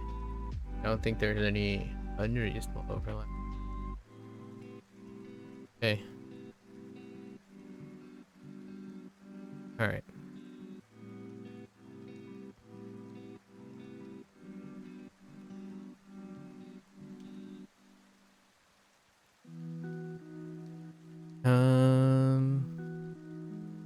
Did I have anything for this? No, I didn't. Maybe this? No. That's terrible. Um. All right. Let's. All right. Um.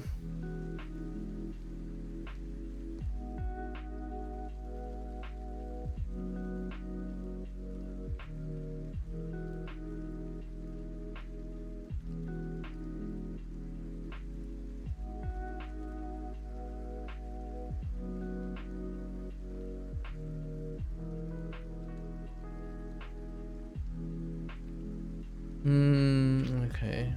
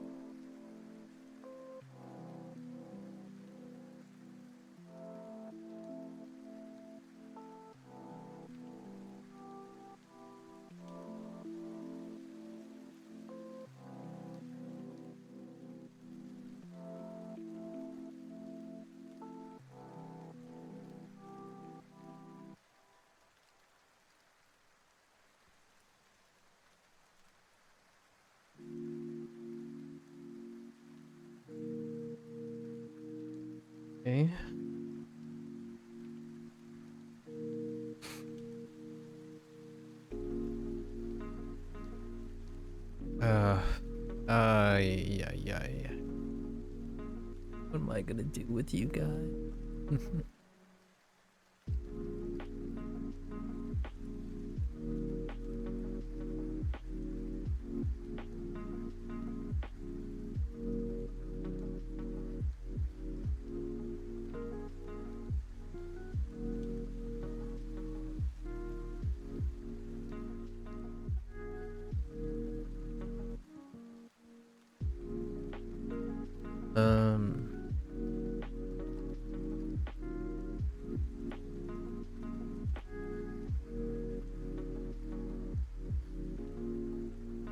I made this ground a little bit too...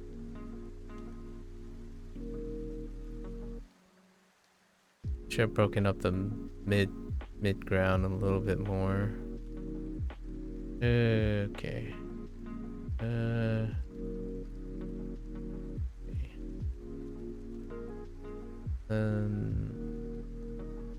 Okay.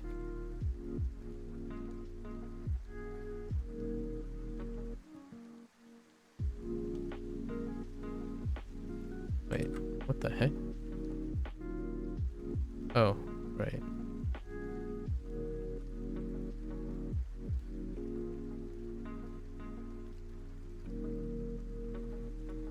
Actually.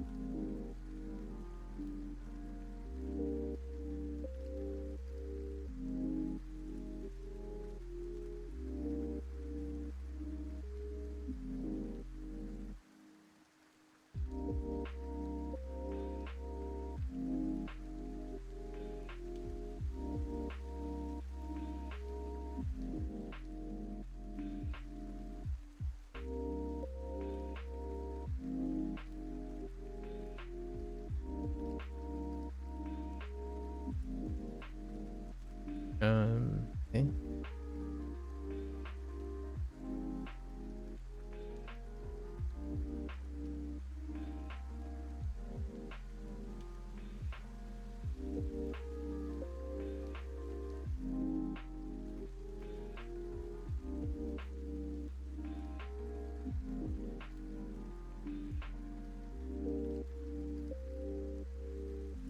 I don't know what to do with that yet.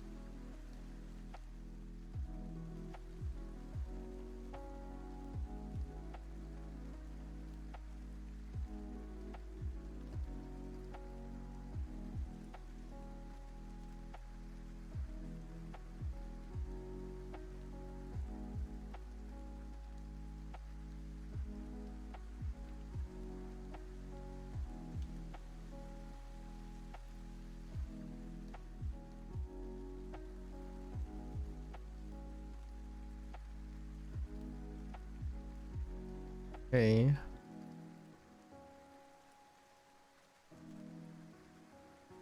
Um.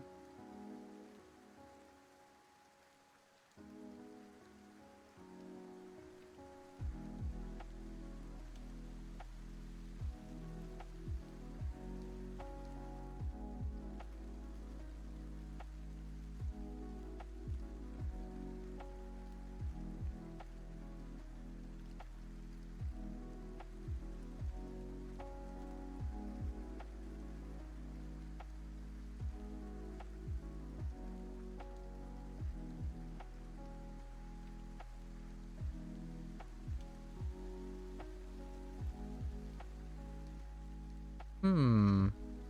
I think I can.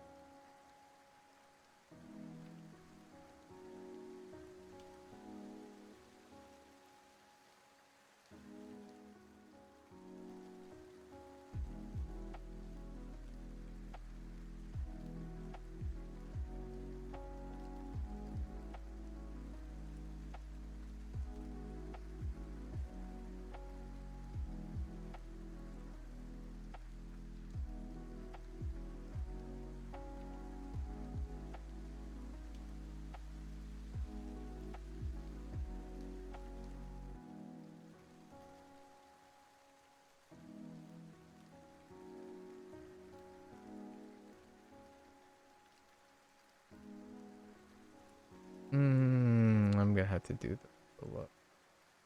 Oh.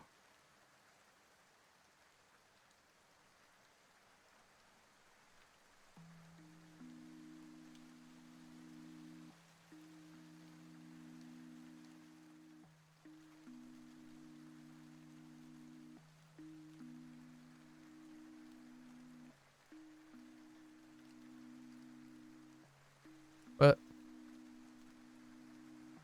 Wait. What's going on?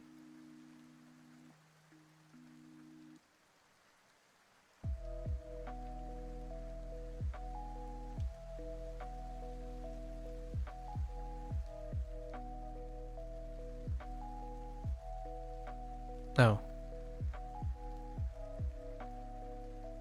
Oh no. It's backwards. So it turns out when I said I didn't want to render my day 2 drawing, I mean I wanted to make a whole another layer and ink it in to mess with vectors and like sounds good.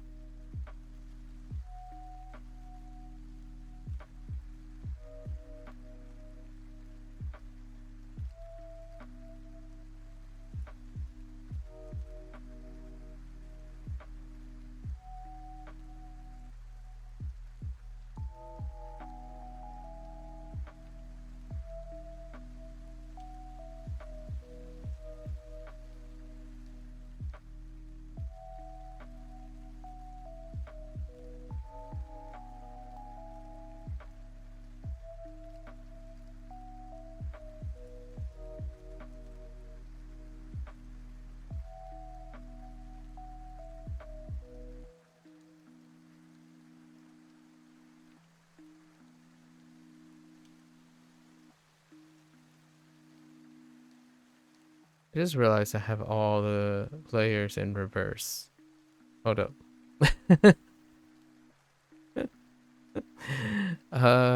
Okay, so how does this work?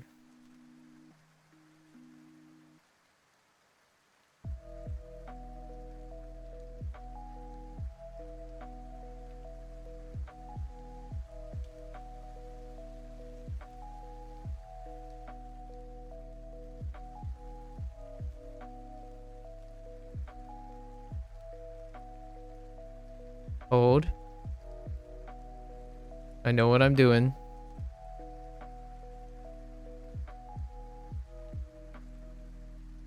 I think.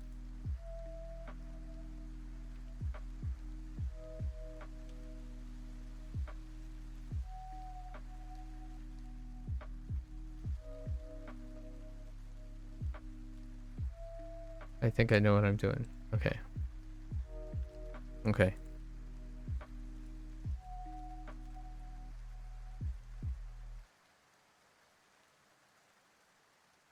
All right.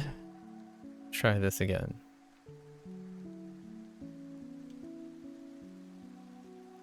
Forces you to find the most simple shapes and make the drawing clearer. Yeah, yeah. Understanding. Understandingly so.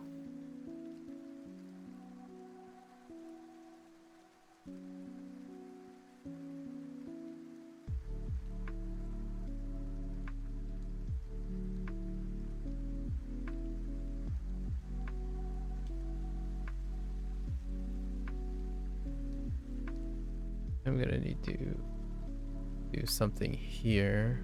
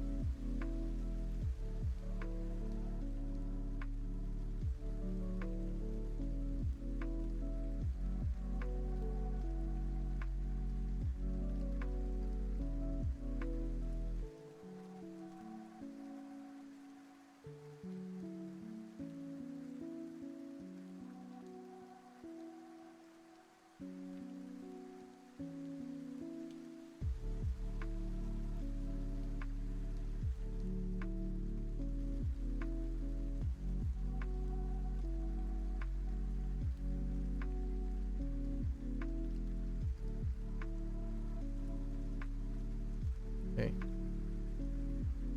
Uh.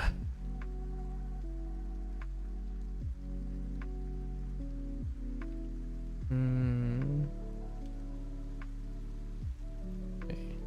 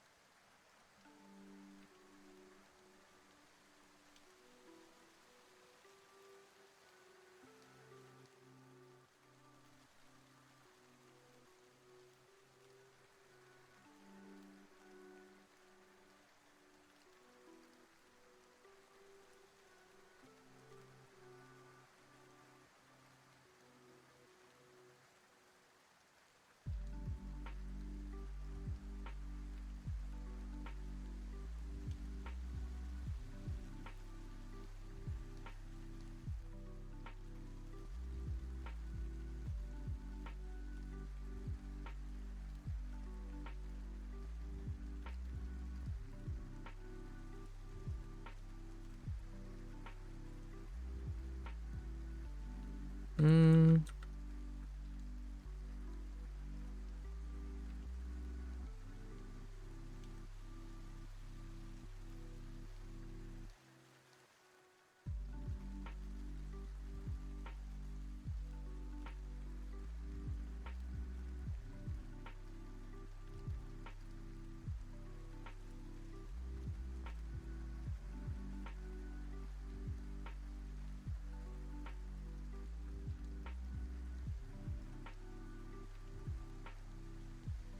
Nah, that's too much.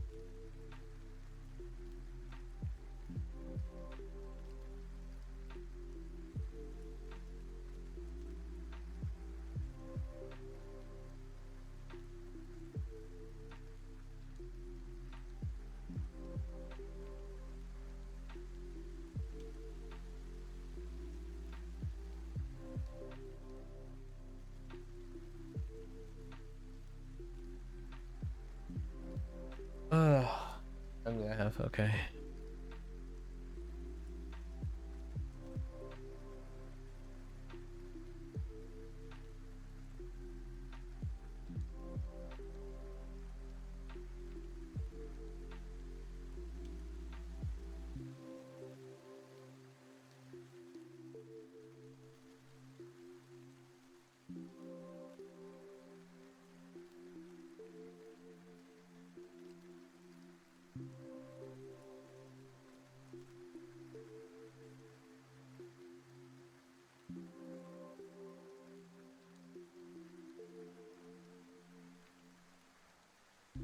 I think we're just gonna get rid of this.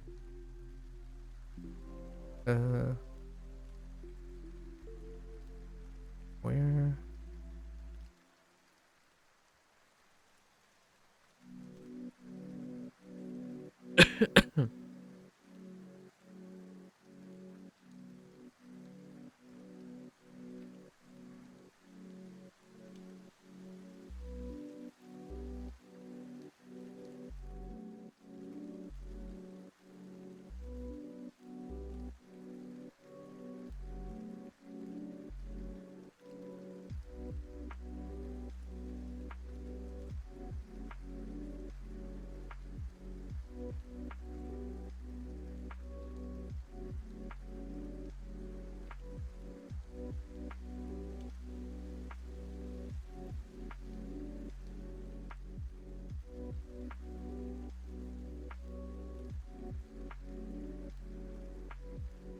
Hmm.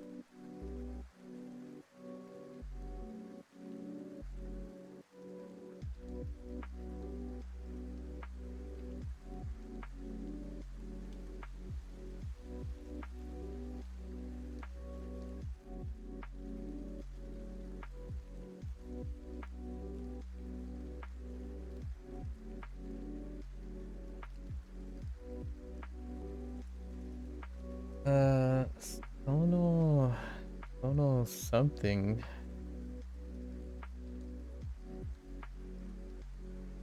Uh, hmm. It tastes good. Maybe not beautiful. Yeah, beautiful. Something. Oh, there is a lot of things. Oh, we are not in that. We are not in that mindset right now. What up? What up? Uh,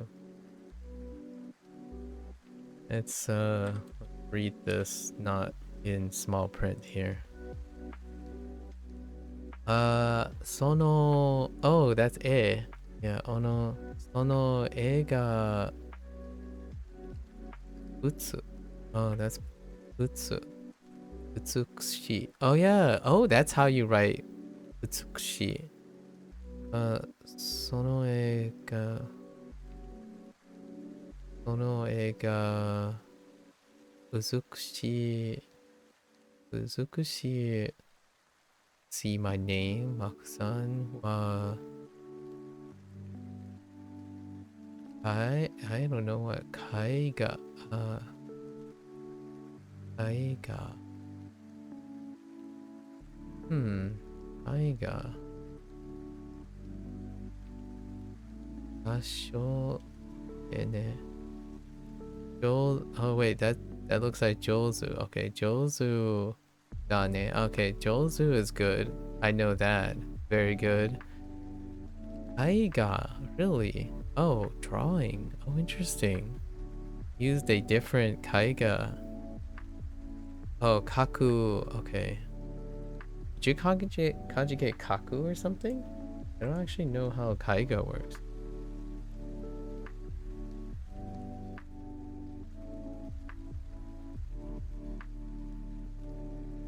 Well, we're trying. We're trying.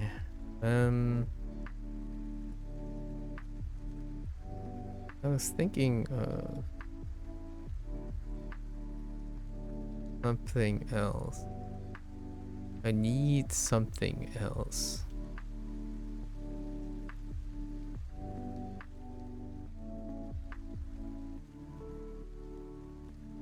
I was gonna put some like accent pieces here and there, but now I gotta think about where I'm gonna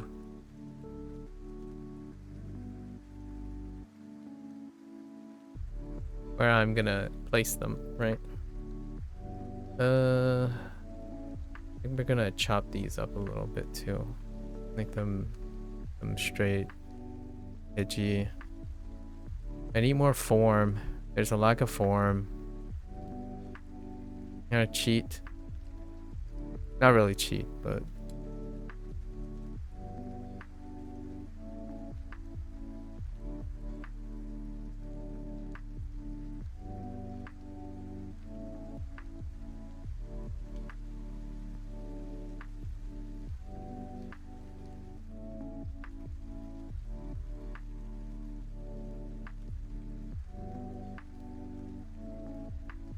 this is intentional. Don't worry. There's a reason why I'm doing this.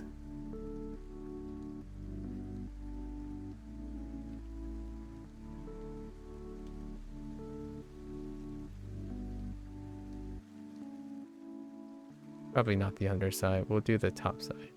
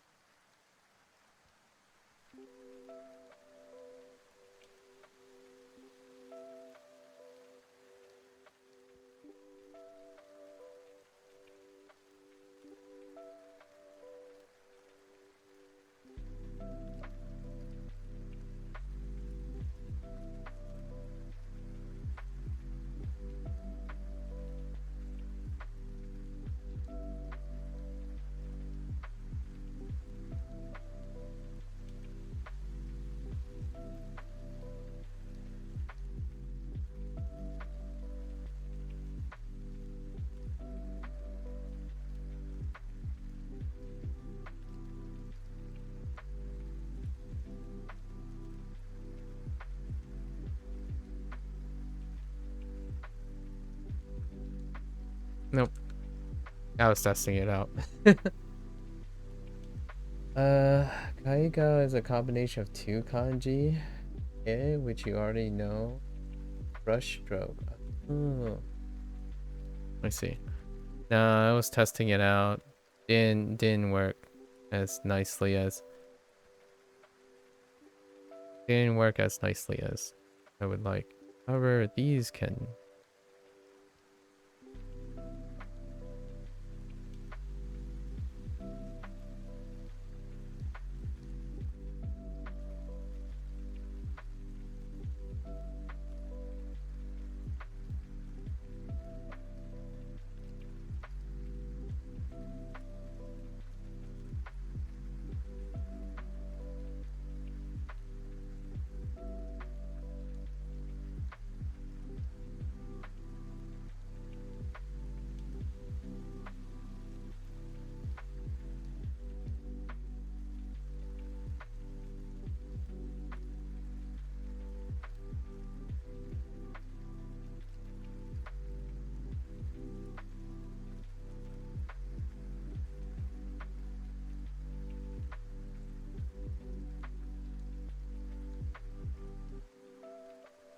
Alright, I'm gonna go back through them.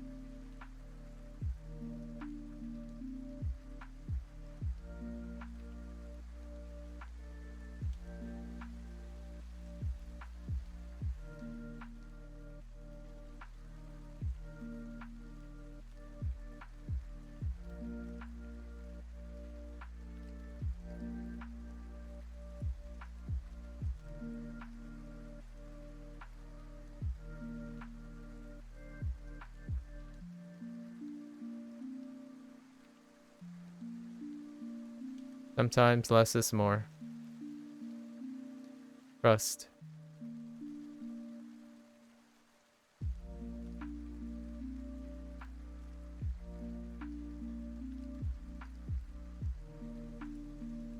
Sometimes less is more.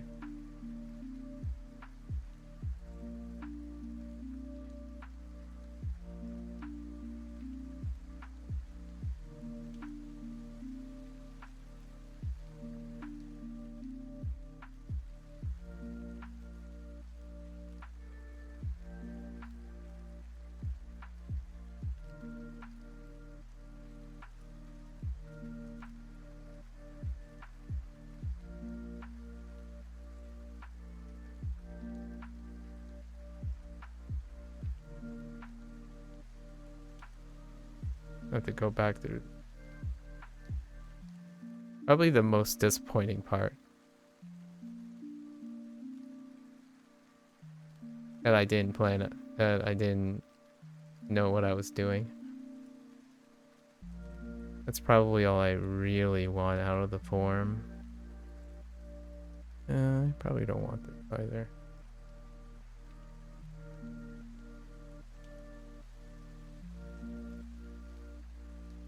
We'll see. And okay, that's pretty okay. And then now we want to do these two.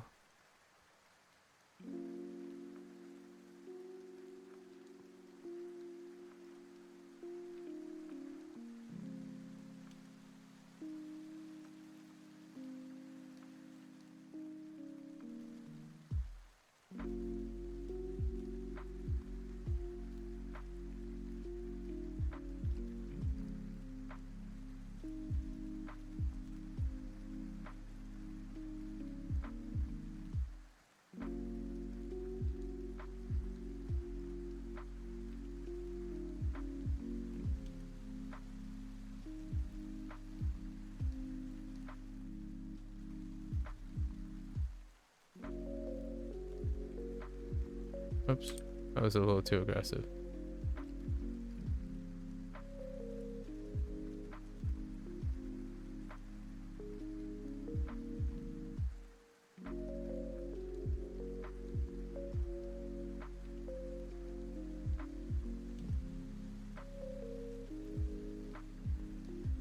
There's something about making things like very pointy.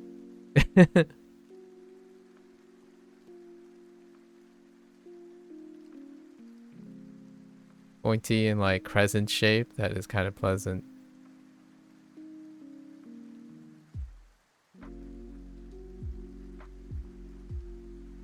I don't know what it is though. A little too aggressive.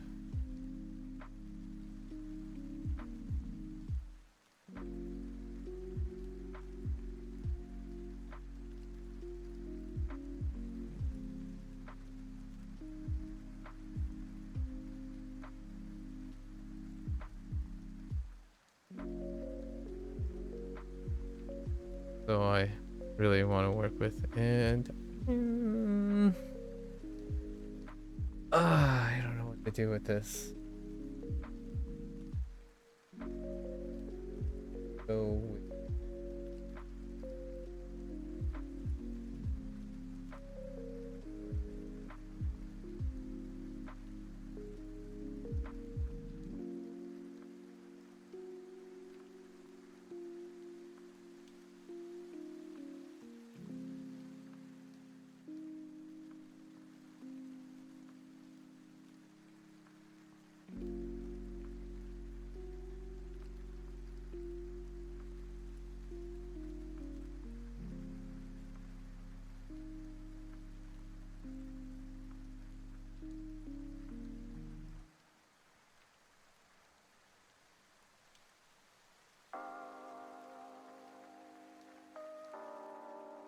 this is what happens when you don't plan things out very well.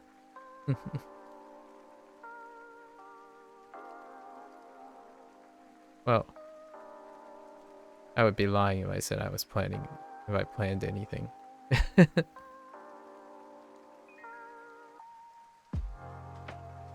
Okay. All right. Okay. 80.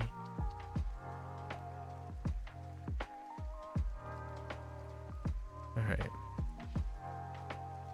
How do I?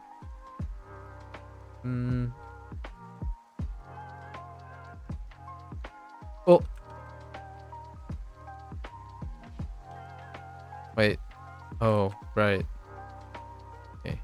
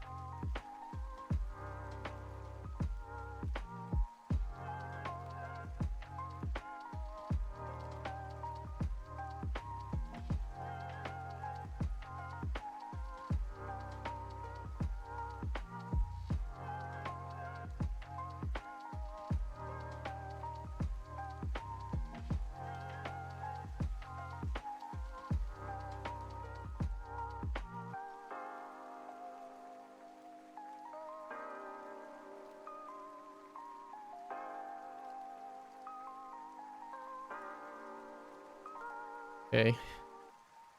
We're gonna rely on our steady hands, you know, all of our uh all of our kanji practice, you know.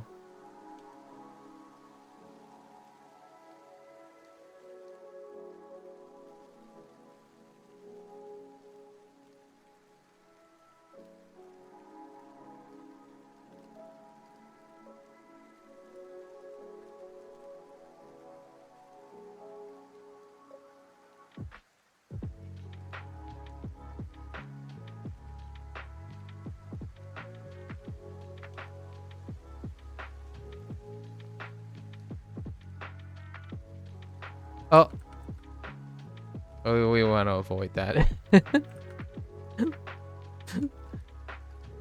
Let's avoid doing something like that, you know?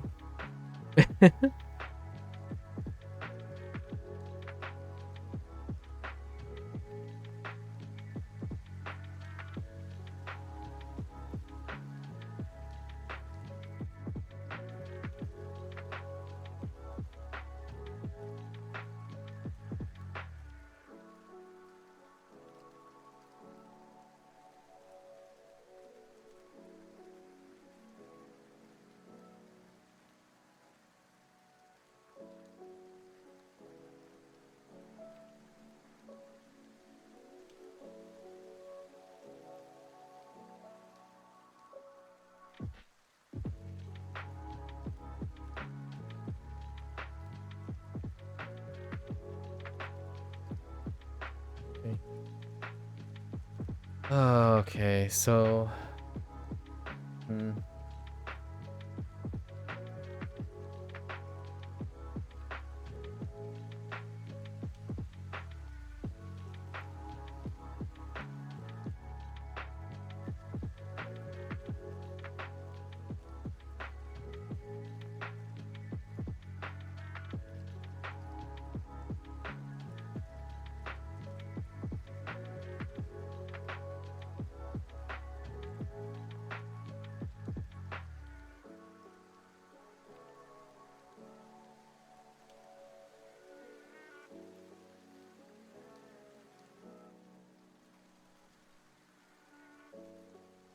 Okay, let's try to.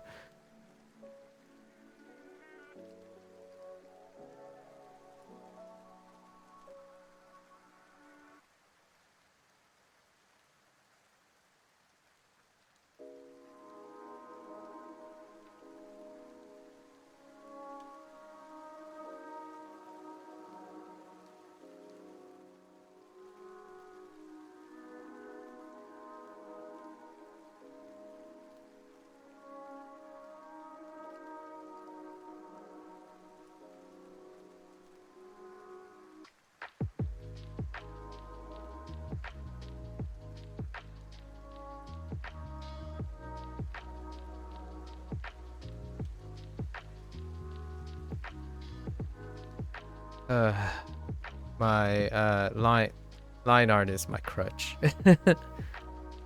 Line art is definitely my crutch.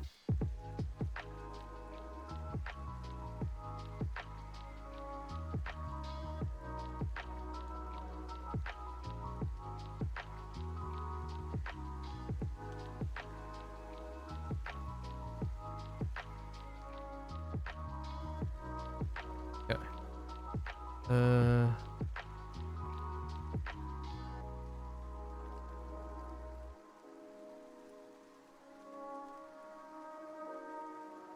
Oh, wait. Maybe I shouldn't do that right away.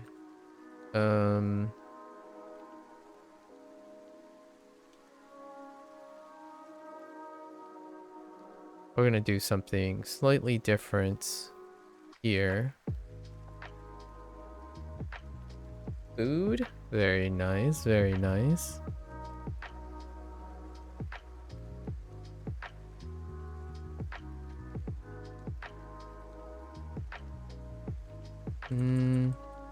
I need something more bleedy, like.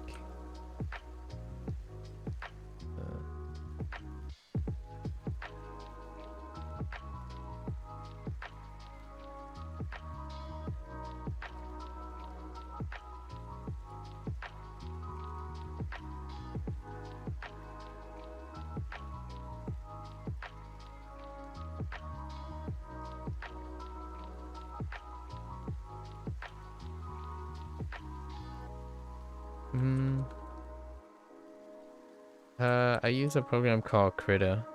It's free. So it joined in at any time.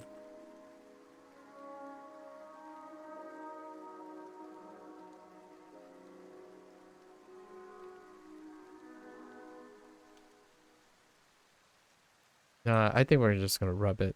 Let's rub it.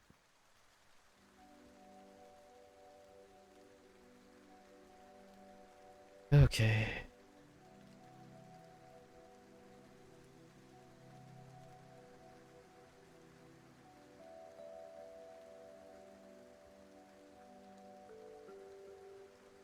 Wait.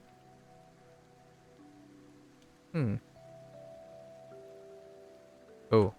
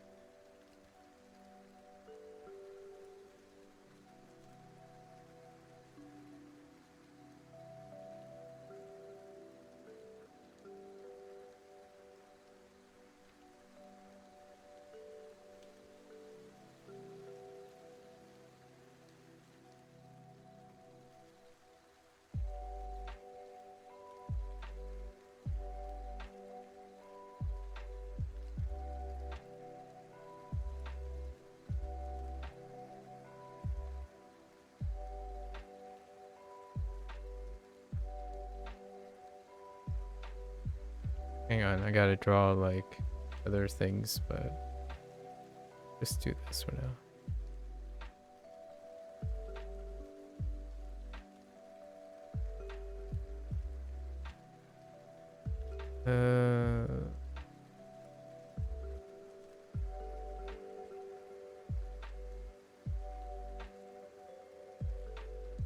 Yeah, open source.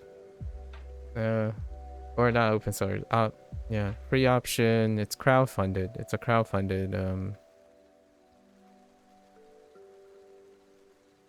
It's a crowdfunded resource.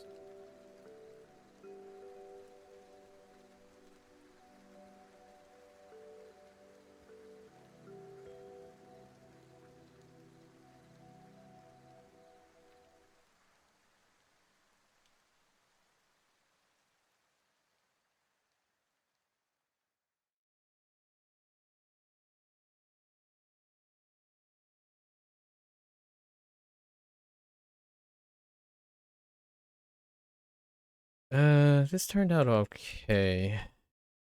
Definitely not not quite hitting the mark, but good. And what's going on here?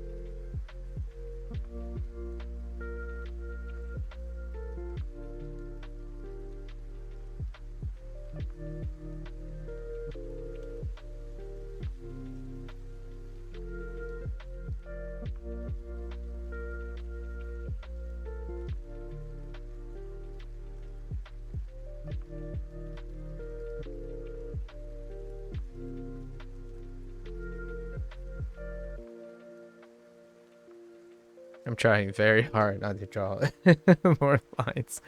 Is it a? I don't know why to draw any more lines.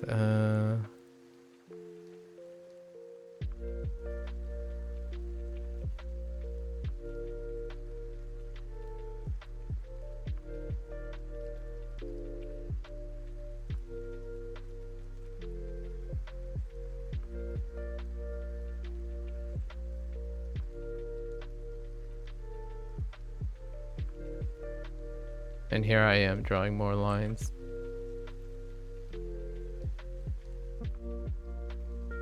Let me see first. No. I think we're fine. The thing we can do is probably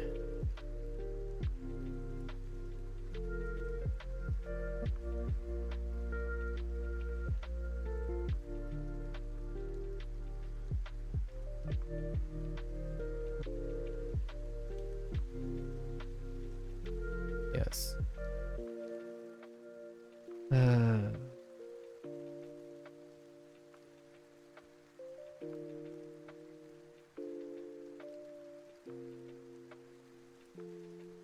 Mm.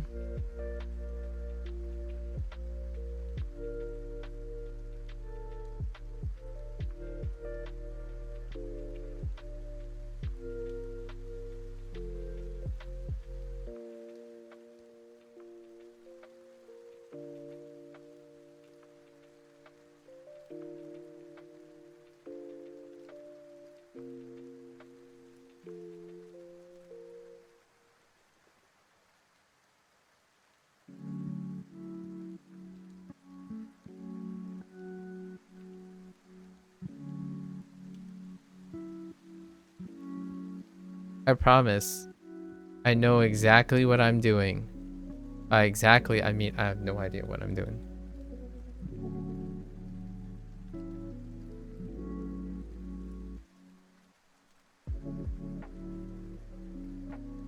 I promise I know exactly what I'm doing right now.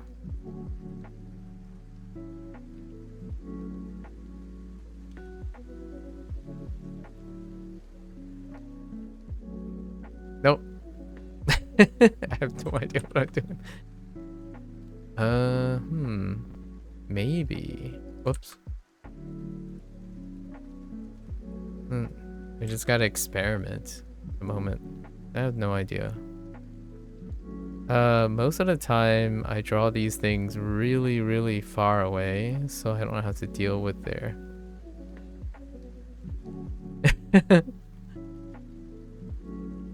Yeah, usually I draw these things really, really far away so that I don't have to deal with this. I want to add one more like accent, so that's kind of what I'm trying to set up for. I think the best thing I can think of is to um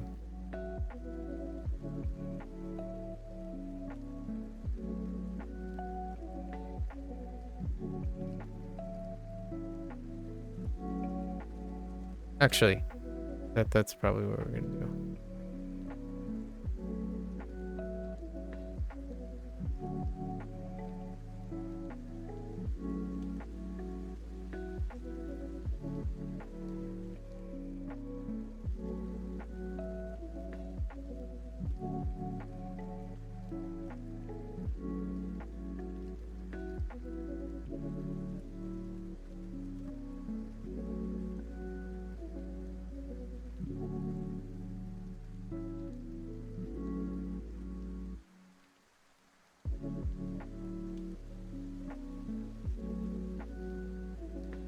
I'm not lazy, you're lazy.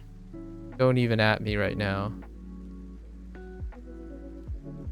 Okay, you hear me? I'm not lazy, you're lazy.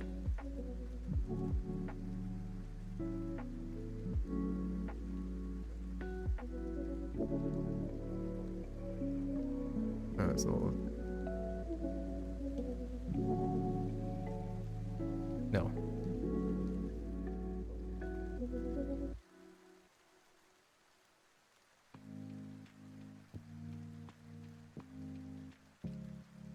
Oh no, I can't change directions. Actually, this one is probably a little bit in.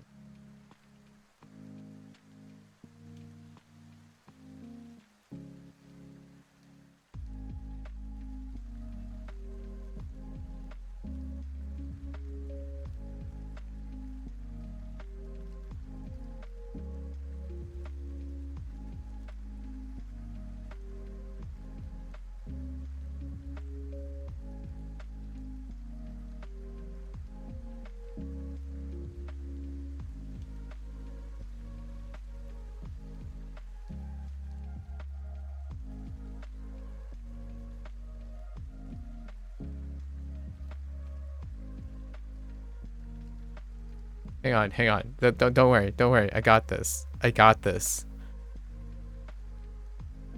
This was right after I said I have no idea. I absolutely positive I have no idea what I'm doing.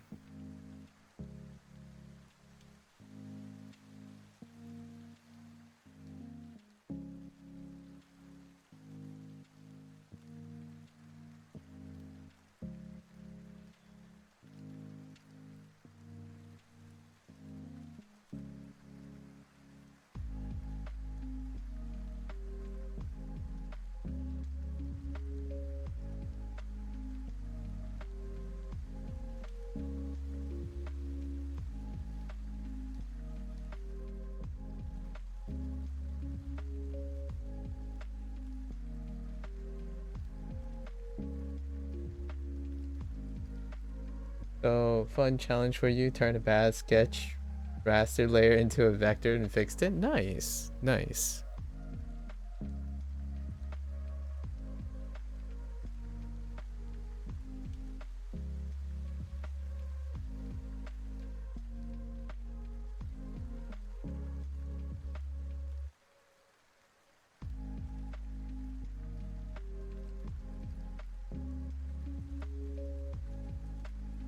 Nah, that's too... Well, we'll see how it turns out.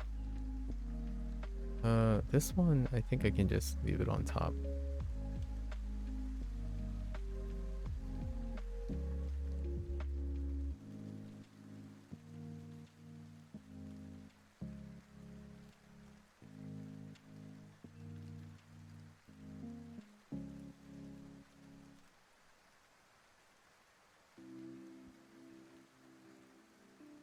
Hopefully no one gets triggered by me not not filling like every one of those blocks, and it's like kind of arbitrary where where I place the strokes.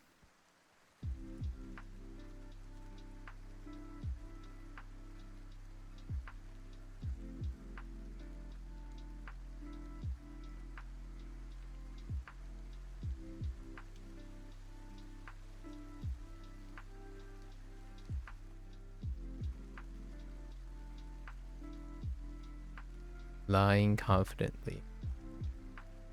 Indeed.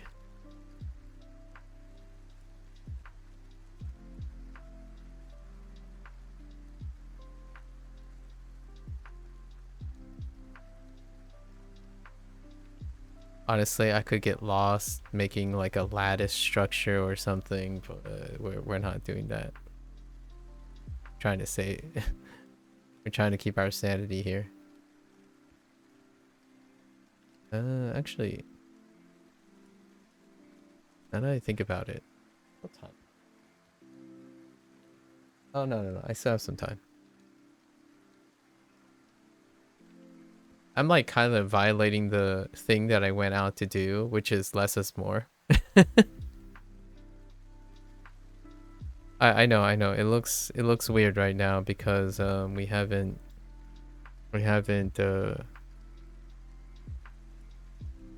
dated the things yet.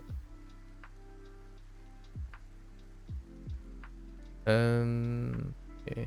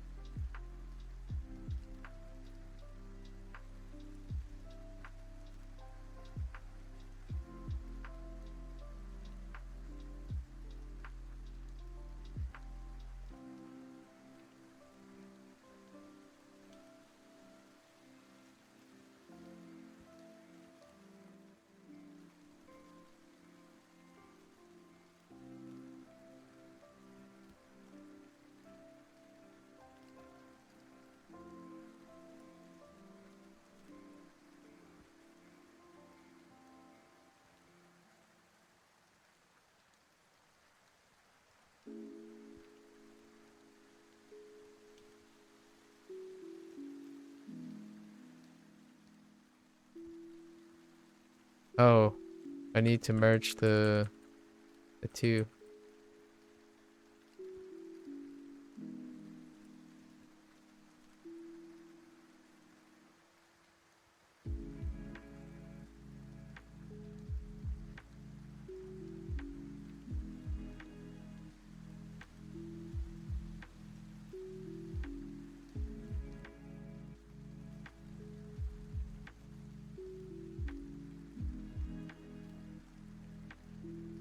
I kind of need them to be bigger now. That kind of sucks. Okay,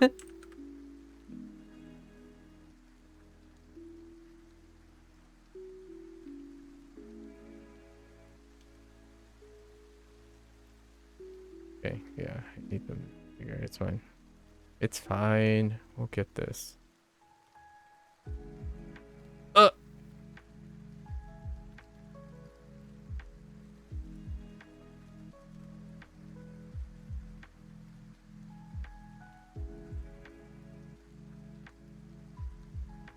Hmm.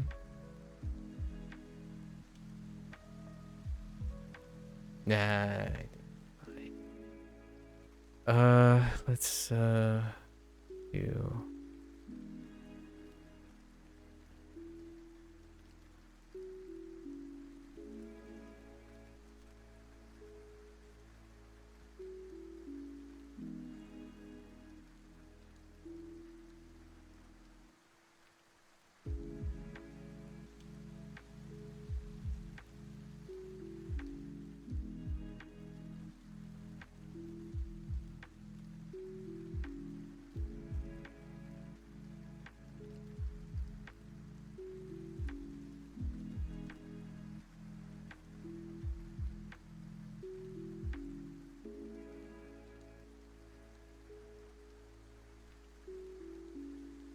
I have no idea what I'm doing.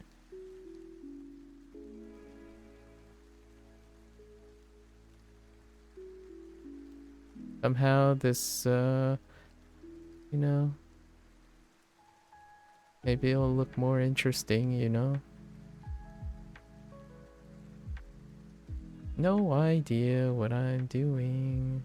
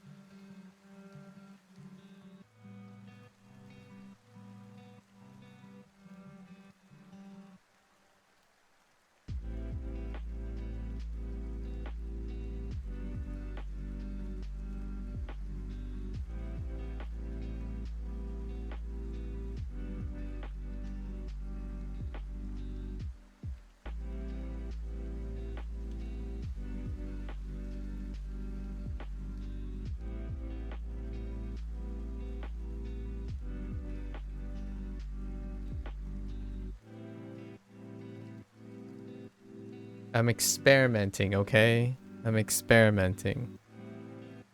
There's no reason for me to do any of this, okay?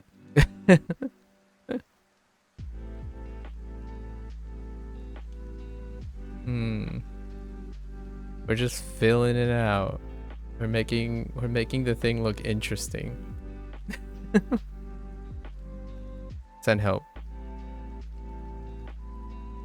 This is where I panic and I go around and do tons of things.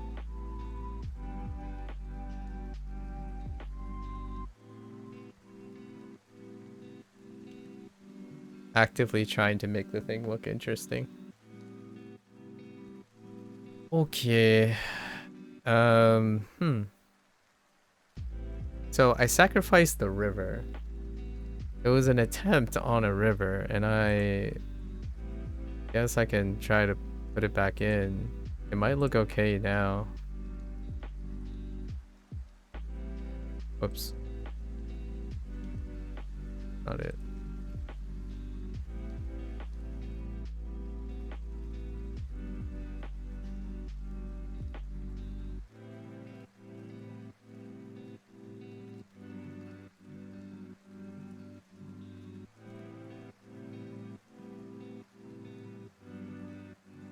Let's see what I can get.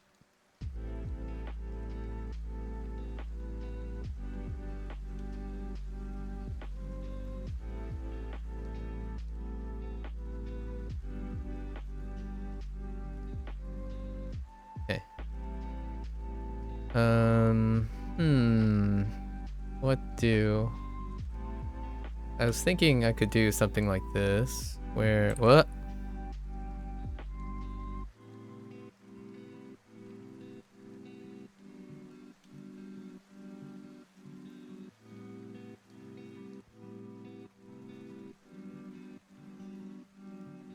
Doesn't look like something I want to do for a very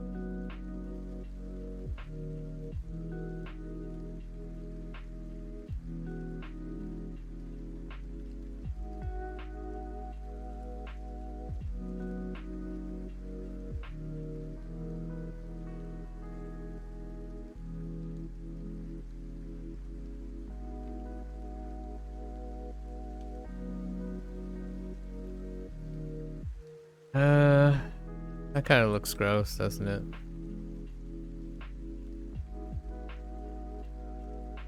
Actually, I kind of like the top part. Part maybe not so much.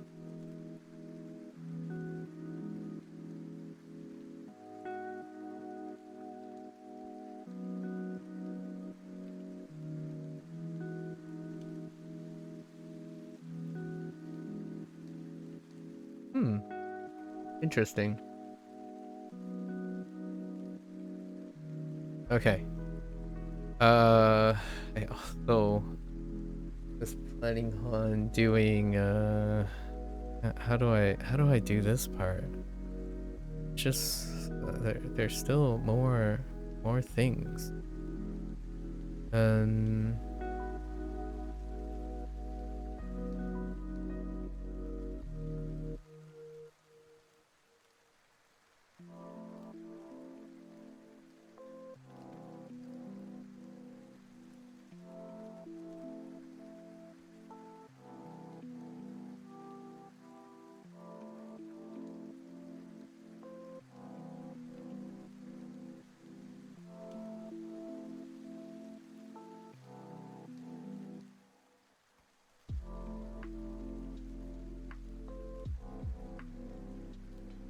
How did you learn how to create digital art? Did you take classes or has it been all self-taught through experimentation?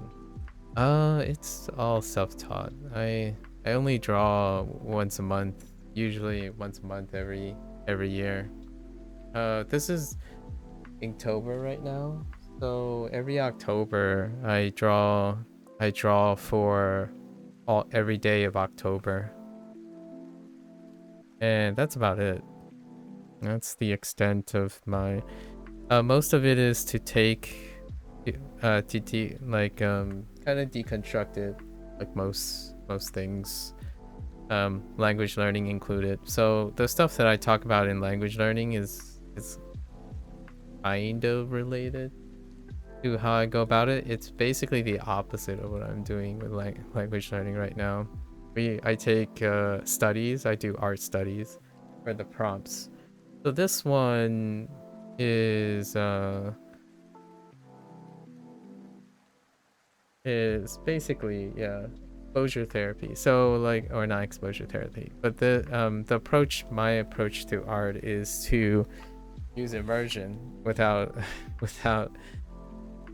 to be like super quick about it.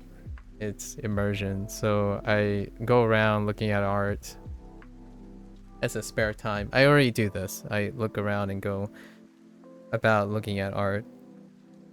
And then I try to capture their fundamentals as quickly as I can. And then I combine the fundamentals as quickly as I can. Yeah. This was yesterday's prompt. I have to conclude this within 4 hours. So I did spend a time talking to Sub-Zero about it, but this was my first prompt. This was the backpack. Baku was yesterday. This is my prompt from yesterday. Usually over the last couple years, right, the last 3 years, I aggressively like experiment with like different methods and different techniques. So this year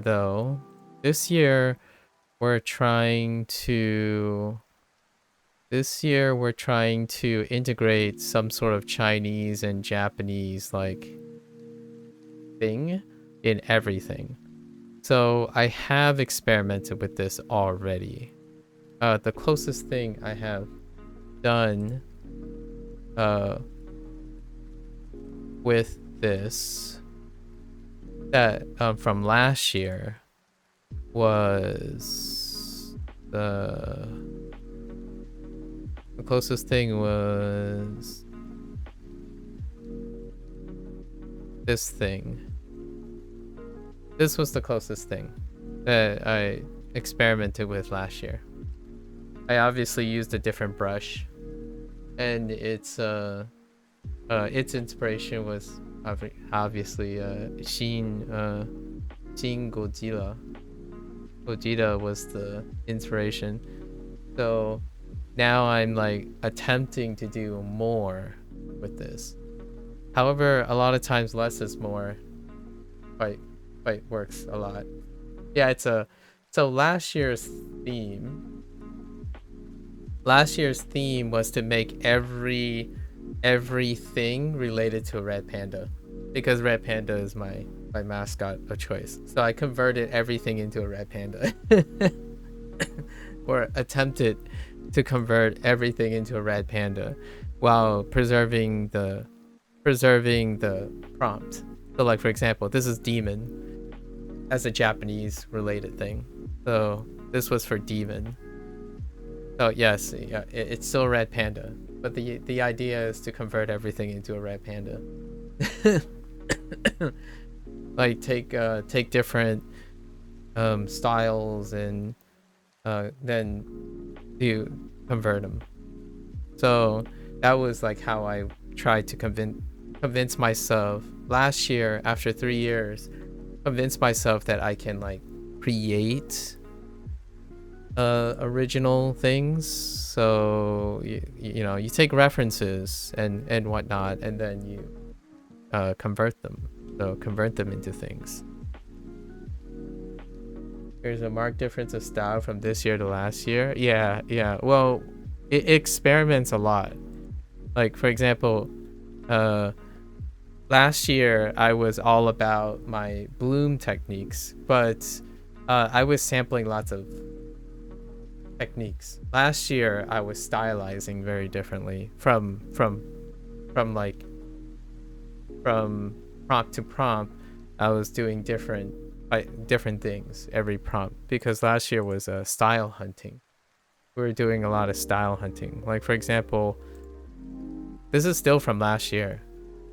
So all of these things are different strategies or techniques. I was like farming different strategy. Obviously, I don't know if you guys know this one, but the prompt is bounce, and there's one character that bounces all the time in Howl's Moving Castle, and that's Turnip Head. So then I converted Turnip Head into a panda head, a red panda head. So that's kind of the idea. Yeah, there are a lot of style swapping. Like, here's one too. This is closer to the backpack style. That this is closer to like the same technique that I would use, like highlights and lines and drawing. And this stuff is like really fast. Like the detail stuff is the fastest part. The like the drawing, the line itself, and then like getting the lines were the longest. The line takes up like 70 to 80% of the time. The detail work is pretty quick. I like to relate it to like language learning. The foundations, because I immersed in artwork as opposed to practice foundation of artwork, the foundations take the longest time, and then everything else takes less, because I looked at artwork for a while now, right? For different types of artwork, and the lines, while they may kind of look arbitrary, there's a reason they are placed in these places, a part of the cape. Like, you can see there's a lot of lines everywhere, but it takes me like less than 10 minutes compared to the 3 or 4 hours I spent on actually composing the piece, right? So it's kind of like language learning, where you might not have learned all the grammar to construct. However, I progressively learn the foundations as I continue to explore. Like, for example, I think this was my fun piece. This is called Scratchy. The prompt is Scratchy, and I didn't use anything but lines. So this entire piece is not colored. It's not like using block colors. It's completely lined. It's manually written, like colored in lines. Everything is scribbles. So you can create, you know, it's kind of like pointism, but with lines. I suppose. So that was the inspiration for that. So the prompts I don't really take literally. Oh, I lied. This might be the first time I did the ink painting aesthetic. It's this one. Yeah, this is probably the first one, actually. The prompt was called Rise. So I did a West meets East. West meets East take on Rise. The moonrise and the sunrise, right? So I kind of split it down the middle. You can definitely tell that early days. Look at these early days. If you really pixel peep, like if you look really close, it really isn't that like it's not really. The idea is the way I approach artwork is I capture enough of the things, and I hope that if I keep doing artwork, I'll learn to appreciate when I watch other people draw. When I watch other people draw, how they go about it. Huh? What's wrong with it?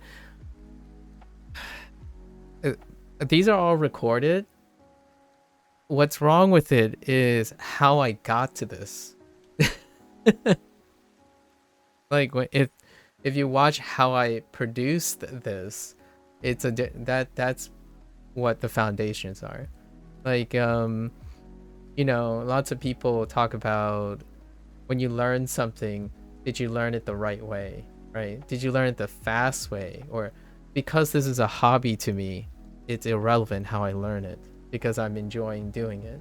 However, if someone ever asked me like, oh, you know, have you considered selling something or doing something, like doing it professionally or something, it's like the answer is no, because the ability to get to this point is a mess. Like it's starting to form up, like it's starting to produce, like I'm reinventing the wheel. I mean, the end result looks really good. Yeah, the end result looks pretty good. But you know what I mean, right? Like you can that's why I'm a process oriented person. It's very difficult to convey how difficult, like how the weaknesses or the difference between a person's work when you only see the end result, which is kind of what YouTube content creators have more or less spoiled everyone. It's a good thing, spoiled, you know, just overexposed to how things are done. Like here's one. This is the first time I've ever done something that was wet, or attempt to do wet. It was called drip. In case, I'm sure everyone whoever watches Miyazaki films know what the reference is, but I turned Totoro to a fat red panda. But yeah, and then I tried to like do these like water droplet things or something like that. There's a lot of masking. Like it looks. The nice thing is I recorded most of these things, or I recorded like the last 2 years, so I don't even need to explain how I got about getting to this point. I think to me, the end products, like these end products, tell 10% of the story. Like today, if anyone watched how I got to this point today, it was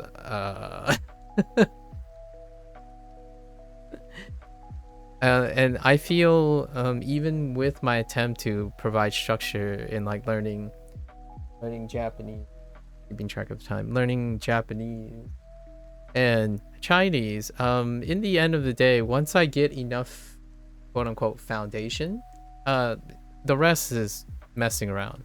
I don't learn much anymore if I don't mess around. Yeah.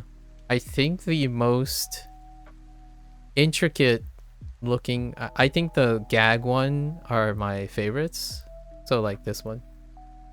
This one's probably my favorite.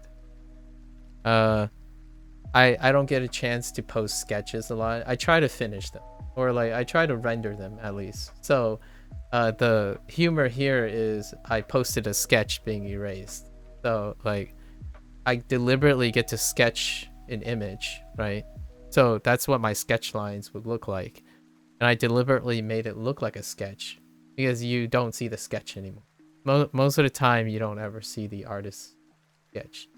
A lot of times, you might see remnants of the artist's sketch as a stylistic choice, but not like the sketch, like the original.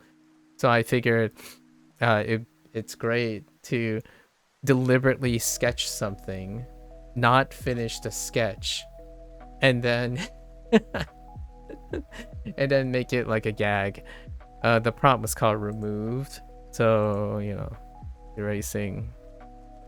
Here's one that I would say it's more of a vector editing thing. Here's one. If you're wondering, I actually did this by hand. This is probably the most like topical thing, but I actually it. You might be thinking, oh, you know, you could just outline and cross outline the object and stuff. It's like I actually made these lines. So like you see those little wrinkles in the leaf. This is obviously an Evangelion. The prop was Angel, the Evangelion thing. If you look back into the VOD, I hand did these. Like I deliberately drew. You didn't need to, but the thing is, it was really fun to practice. I'm doing this. So this is a rasterize. I don't have too many I'm not even sure if I have any vector images, but this one would be like the quote unquote, you know, the clean thing that you can do that would probably be easier to do vectors. I think the circles and stuff are vectors though. I don't like drawing circles. I don't know who likes drawing circles. Like what I mean is like drawing. Yeah, vectoring takes patience, but it has exactness, right? It has exactness. So if you can get an image, in my opinion, as a amateur artist, I guess, as an amateur digital artist, if you can get an image and someone says like, boy, that looks like great vectoring work, then that's a big compliment. Because usually vectoring work is exceptionally clean. Well, it has to be exceptionally clean. Like I think the closest thing I can get to creating vectoring work on top of blending stuff to make it look like I have some vector assets is probably this one. This is the current style that I used for backpack. So this was last year. It was near the end. It was the most mature. It was the next to last day last year. So this was the closest style I left off on. So that's why I used it for backpack.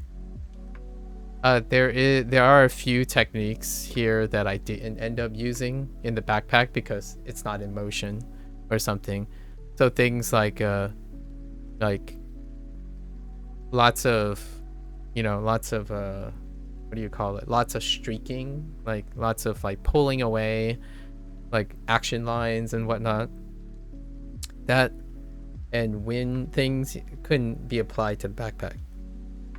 But I like this design. And like this is probably the closest thing to my style preference, which is very topical right now. It's one of, if you watch an indie game or like Persona or something, you see this quite a lot.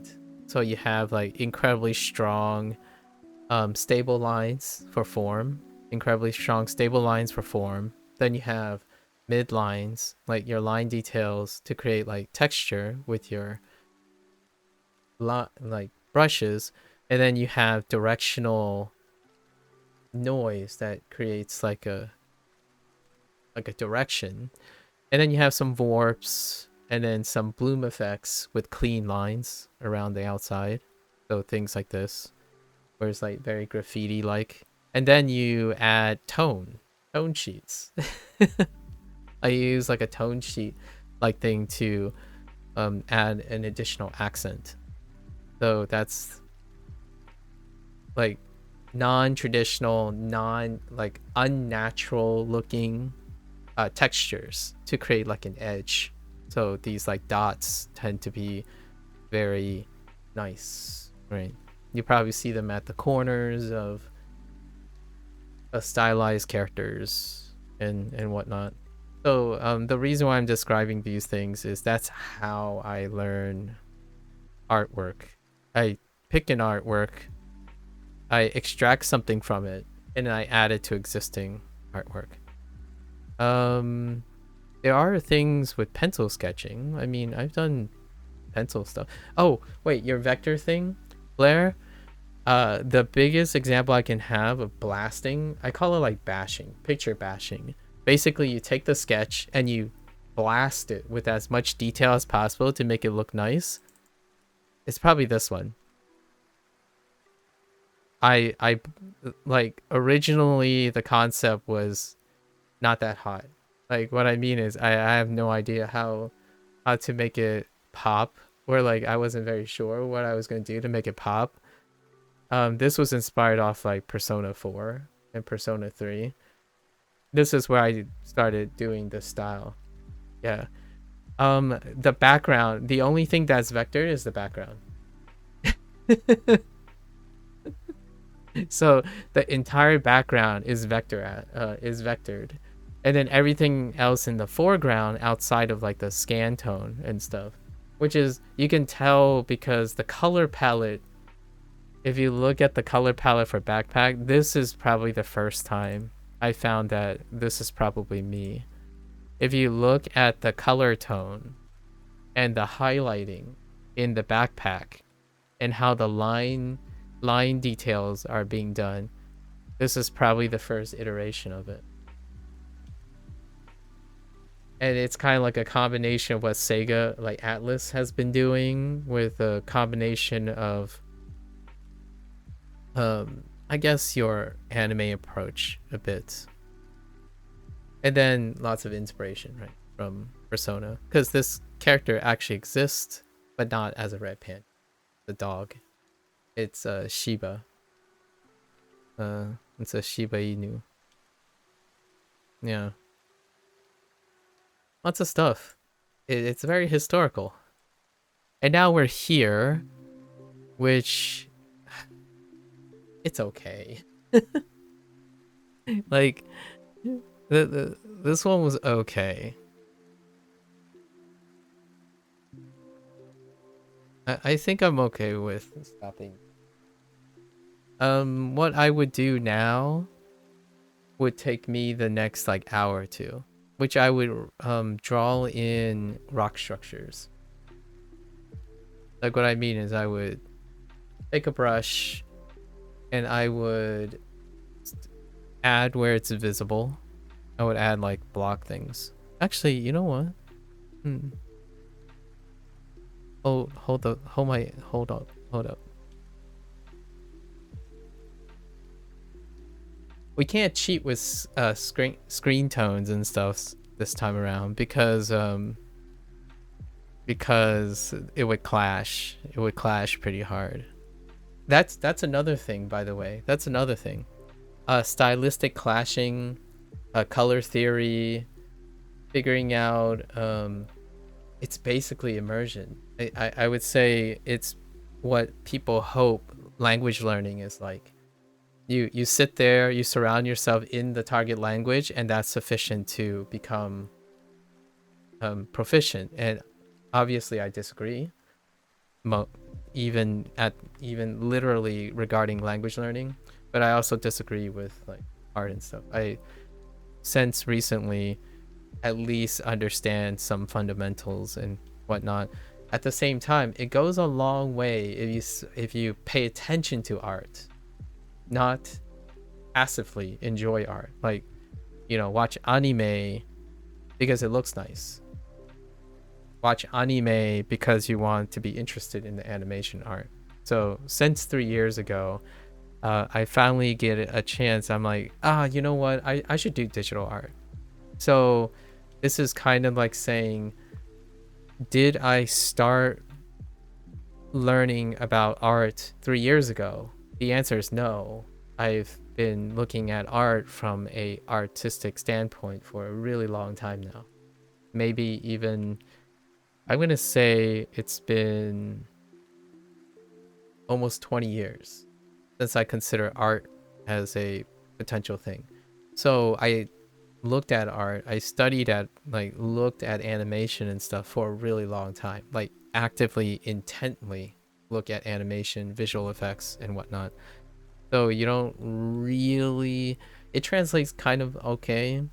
I think this is the thing where, like, you do a lot of inputs and you hope that one day when you output, right, when you output, it's fine, right? When you output, like, oh yeah, you got a good starting point. And that's kind of like Chinese.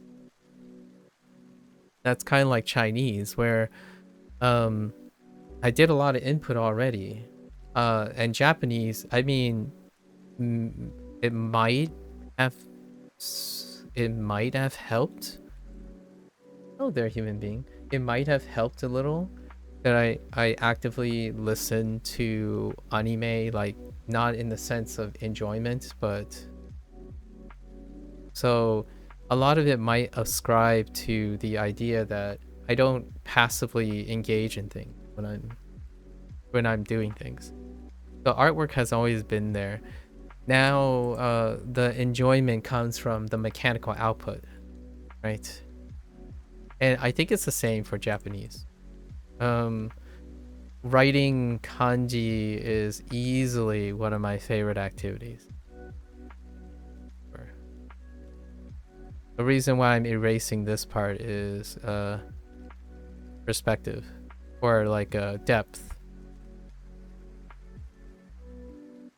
You guys are wondering why I like choose to erase certain things. I'm arbitrarily erasing parts. Oh, but then I need to add back the... Do I need to add back the thing? Yeah, I do. Yeah. I arbitrarily, like, try to create, like, separation from the foreground and midground. The error that I made here is I didn't separate two of the grounds. So there is a method to my madness. So you can see that it's obvious that which one's the foreground, right? Here's the foreground. But in this layer, I had to makeshift two separations because I screwed up and I forgot, which you'll never see because so like this right here, this one, whoops, like this one right here where you have the, like, the pagodas or things that look like a pagoda is supposed to be 3 away, and then this is supposed to be 2, but these two are together, and then this is 1. And then I thought maybe I'll have time to put in place a river, so the river was 4. This is 5, 6, 7. You could see that they recede into the distance. So because I am too lazy to create proportionality and whatnot for this prompt, so it's going from 1, 2, 3, 4, 5, 6. Like, it's just going deep in. And the way to cheat, or the way that I was going to go about it, is I was going to make it more and more obscure, more and more obstructed and cloudy and stuff as I'm going back. That also means I had to make things smaller as I'm going back, and so I had to practice that, which turned out meh.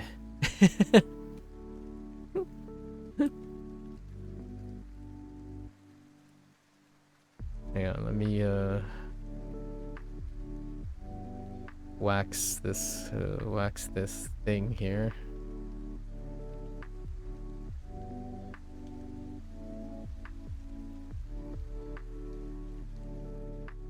That was the experiment for this one.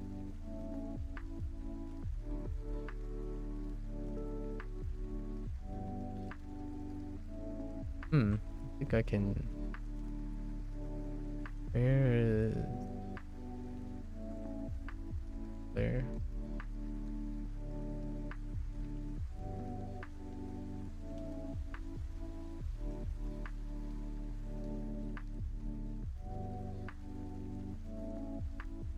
Yeah, so now I'm gonna go back. Oh no, I screwed up my, okay, hold up. Oh no, my brushes are in this, okay. So now I'm gonna go back.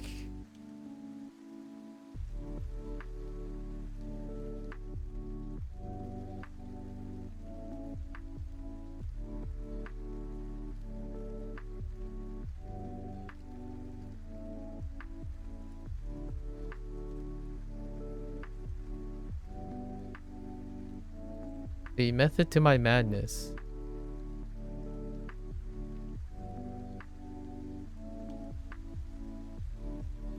Yeah, see, that's what I'm doing. So, in the long run,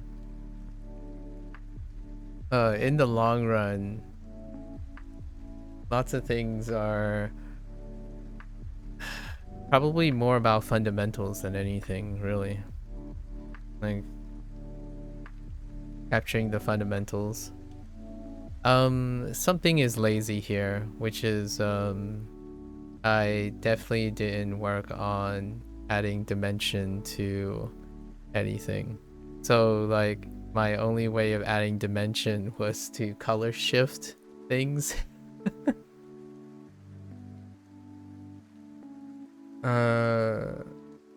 Actually, we can probably get away with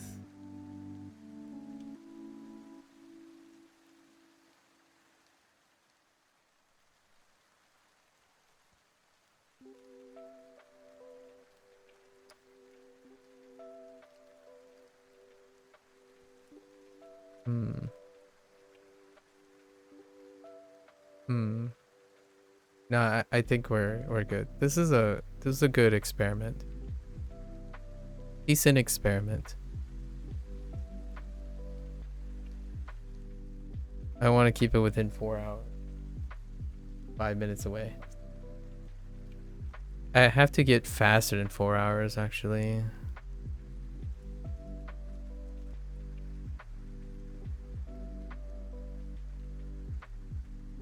Yeah, like these are too small. Let's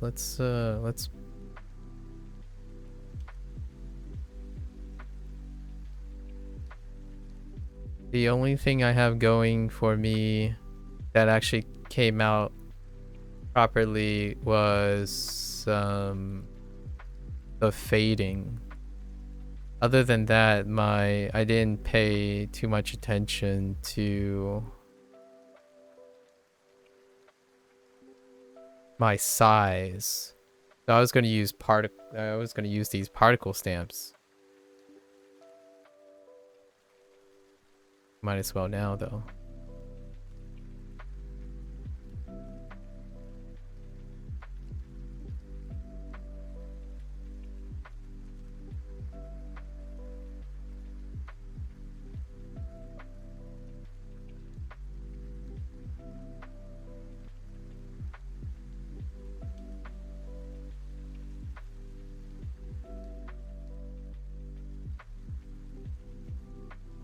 The idea is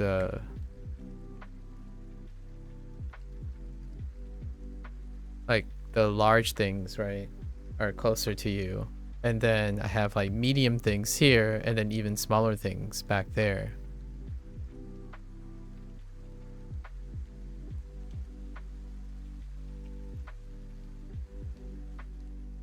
Basically cheating.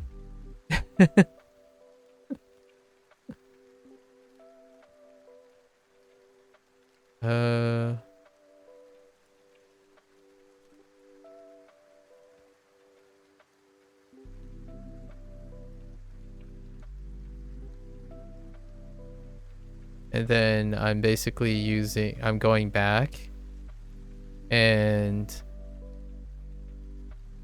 I'm providing some straight edges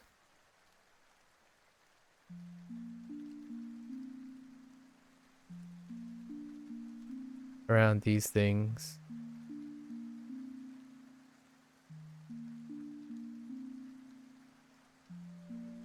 I guess this is going to be part of this part to provide depth. I should have spent more time on the building structures. In fact, I could get rid of them and just replace them with mountains and probably looks better.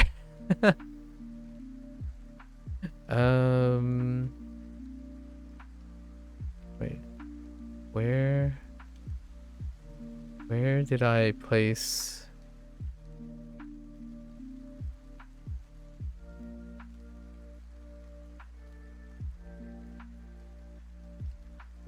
this one? Okay. And then I kind of want to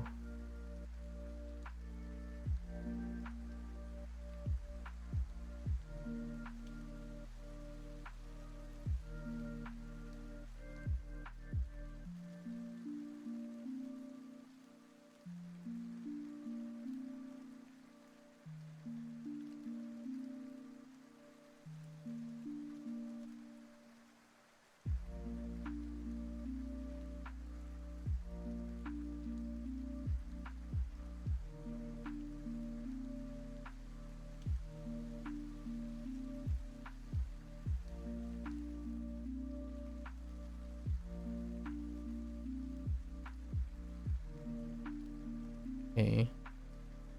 And where was the other one?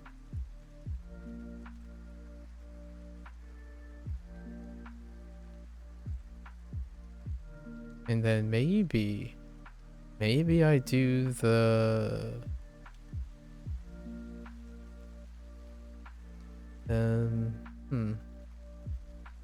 maybe I do this.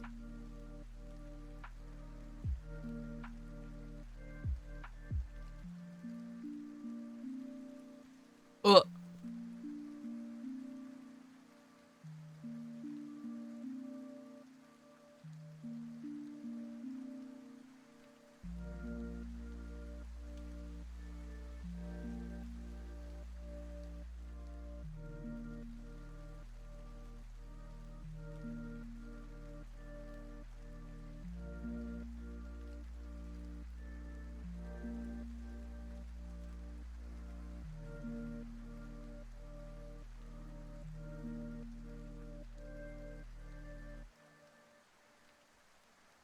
Something like that.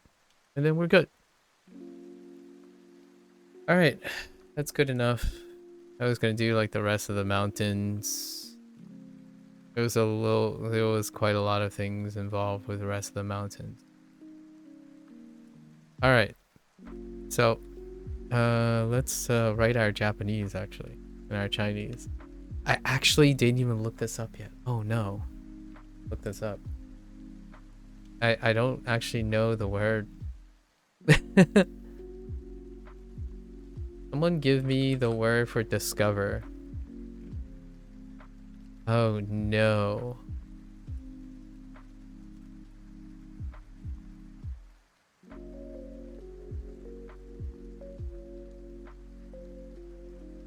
Look at G-Shaw. I was gonna write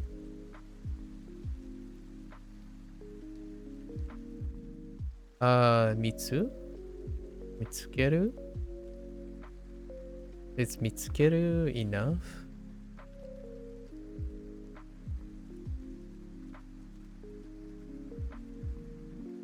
Noun discover.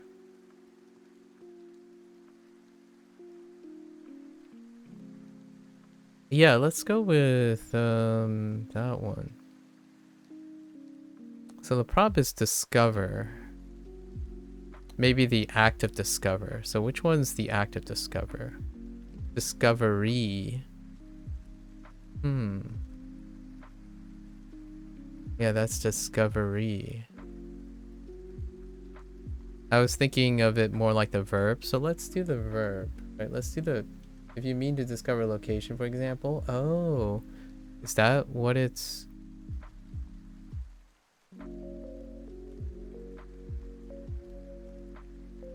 you would use? Oh. Oh, interesting. Okay. So wait. So I would use. Do I add sudo to those two kanji? Is that what you're saying? Yeah, let's go with that. Well, so hakken hakken suru with those two kanji, right? Me and oh, I need to look at the stroke order for that one.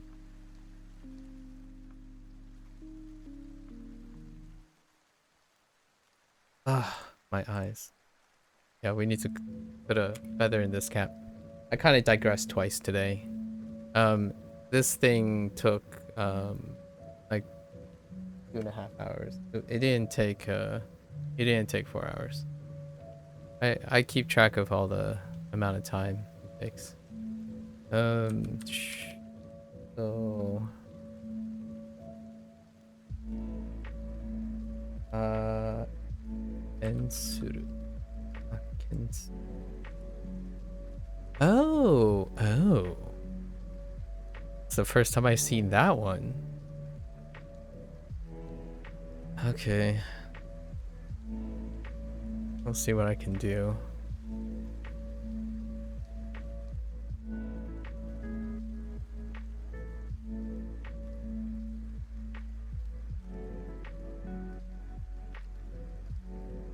You notice on G show it's listed as sudo? Yeah, I know. I was looking at something else though. I was looking at a different word. Until you mentioned that one. Okay. Uh, what brush do we settled on? Do we settled on this brush? Yes. So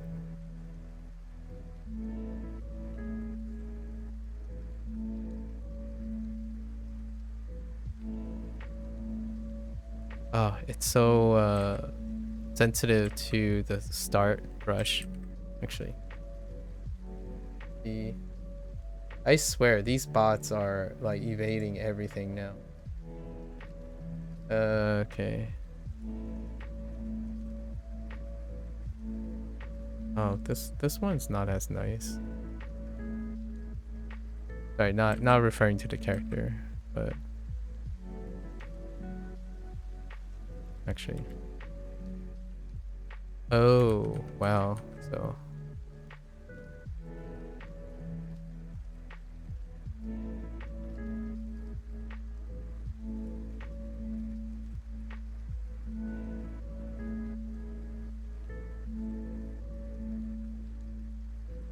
oh, wait. You don't see the bots? Oh, good. Then it's just warning me. It's fine. Good. I asked someone if anyone was seeing the bots, but all right. So the filter is still the Twitch filter is still doing its job. Good.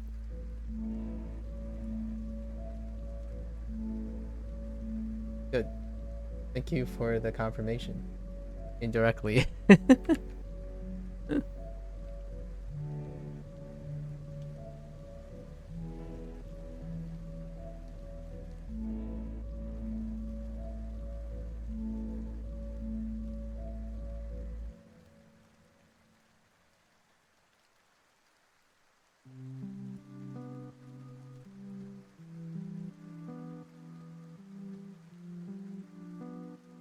It's way too big. Let's scale it down.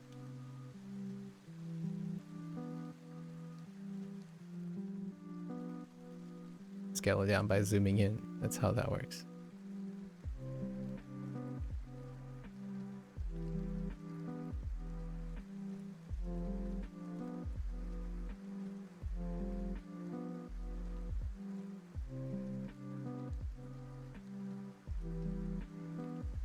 This brush is so sensitive to being thick. Oh.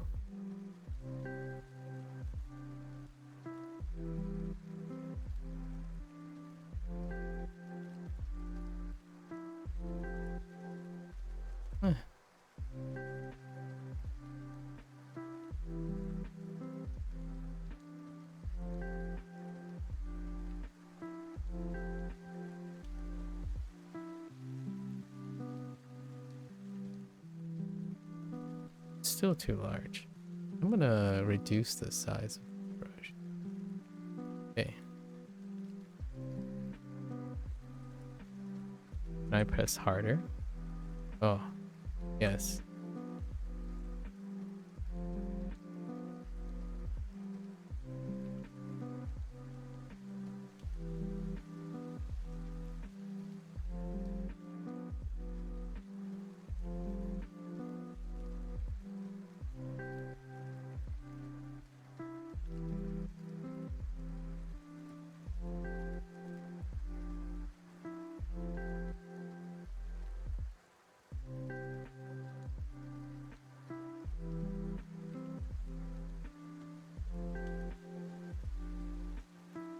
Ugh, I missed the mark.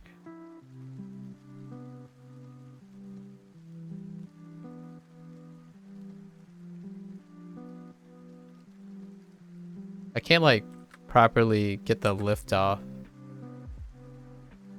that I want with my current pressure settings.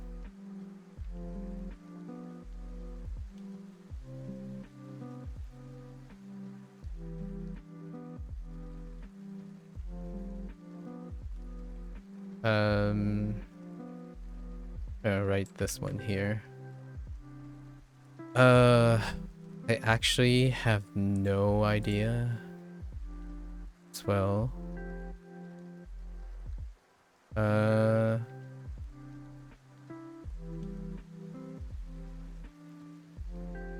Chinese cover. You know, find. I think find might be okay.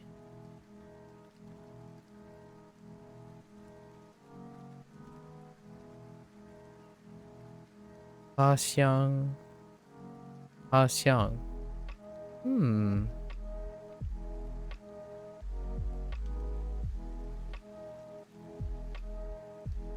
Or it could be... That's funny. Sorry. Or it could be...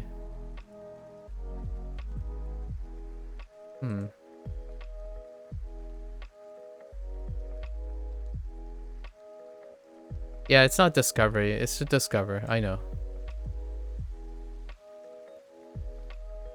But the prompt is to discover. This isn't really a discovery. I was trying to portray things to discover. When you're conveying to do the... Oh, no. This is just the name of the prompt. So, like, we're not doing like a hot take into Japanese painting or anything. This is to convey... This is to convey to discover. The prompt is to discover, not a discovery. However, now that I think about it, I don't even know what the Chinese word. And I'm learning. I'm basically trying to give myself an incentive to learn more words.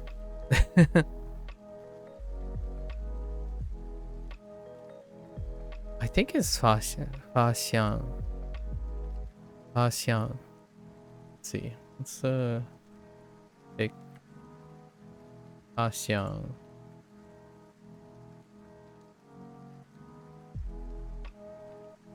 I was hoping to have you ever considered getting to calligraphy? I used to do calligraphy when I was in high school. My hands are well suited for calligraphy. Yeah.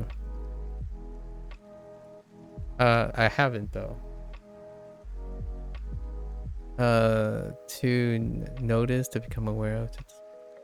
Yeah, here it is. Yeah, it's Fa Xiang. HSK2. Oh, that's actually pretty early. Why don't I have this?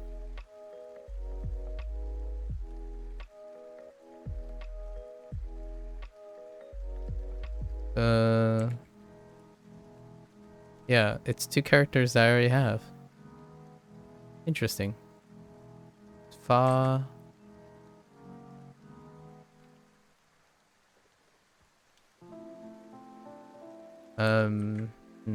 Maybe not that aggressive.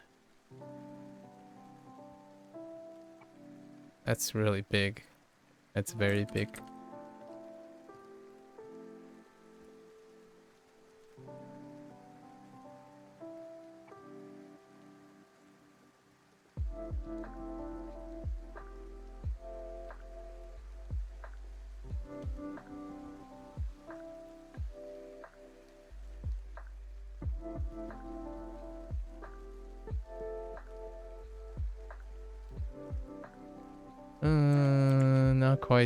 Not quite the size that I want.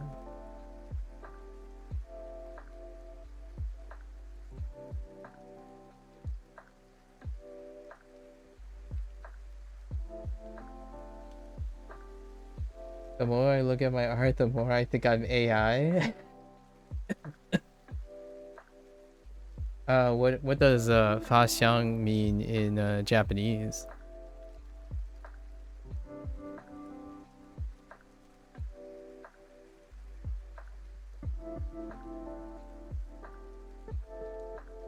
Whoops.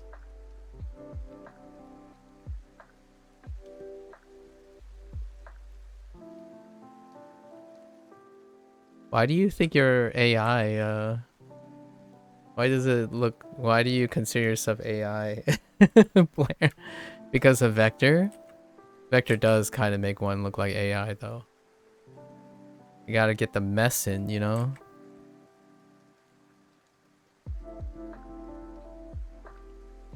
You gotta do some messy work like this. Just, what is this mess? You know? What is this mess, really? And then you're good to go.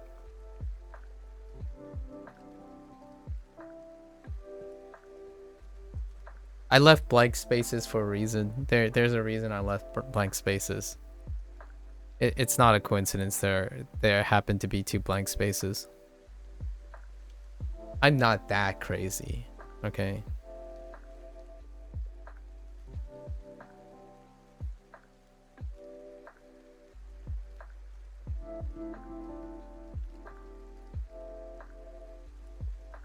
This is usually my time to experiment, like, intuitively, you know, flow state stuff. And I'm more of a cursive writer than anything else, so I kind of enjoy whenever I have to, like, sign something. Hey. Obviously, that's not my real name, but we're role playing here. Good enough. It was okay. As far as I'm aware, Japanese doesn't use either of those characters. Oh, intriguing. Yeah. So usually I write the prompt name on the piece, right? So now, because we have Japanese and Chinese, I'm basically writing the prompt name in Chinese and Japanese. And that's a great way. That, you know, it might go into an Anki flashcard. You never know. These things might end up being in my Anki flashcards. Also, I was gonna get really ambitious and decide I was gonna write like what's in here, you know, like mountains, you know, Yama, Ki, Sakura, right? There's a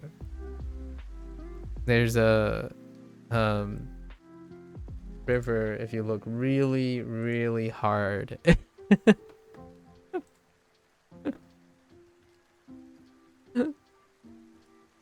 One day, next year I'll probably Niwa, right? Niwa, or no, not Niwa. Sorry.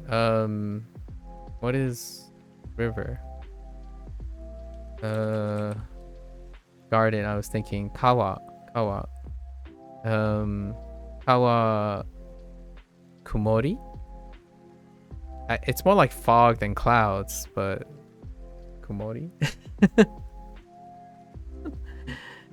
Anyways, maybe next year we'll start describing the artwork in Japanese and Chinese for next year. You could find entries for them on Japanese kanji dictionary, but no words were found for either of those characters on Jisho. I see. Yeah, so I'm behind an hour on my language learning, but that's okay. This was fun.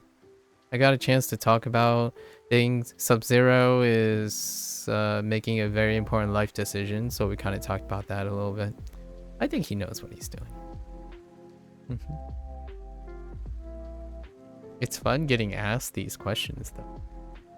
All right. This looks okay. What am I unsatisfied with? I am most definitely unsatisfied with my my structures. I could do so much more with those structures. Painstaking structures. The alternative was to basically paint out the structures entirely in black. Just this. And I was thinking, yeah, that might be good. And then suddenly I accidentally put too many things on everything else. So then I tried to do it and yeah, it didn't really need to be there. And I wanted to do something tall as opposed to wide. Let's take a teaser. I've been teasing myself on what the next prompt is. What is the next prompt? I do have to do a double prompt soon because I'm going to be away on a wedding. For a wedding, on a wedding. English is gone. Boots is tomorrow. Boots. What the heck am I going to do that's related to... Are there iconic Japanese boots? If not, we're just gonna stick some stickers onto the boots. I chose ink painting this time around. This type of landscape painting is actually common to both Chinese and Japanese. They're like, to a novice like myself, sometimes they're almost indistinguishable from each other. You might be thinking, oh, but they put the red sun in. Well, China puts red suns too, so like and then the whole cherry blossom thing is like, well, there are other things, and this landscape is common to, actually it's probably even more common to China than, like, there's more of this probably in China's larger continent. And so this was my attempt to keep the theme going.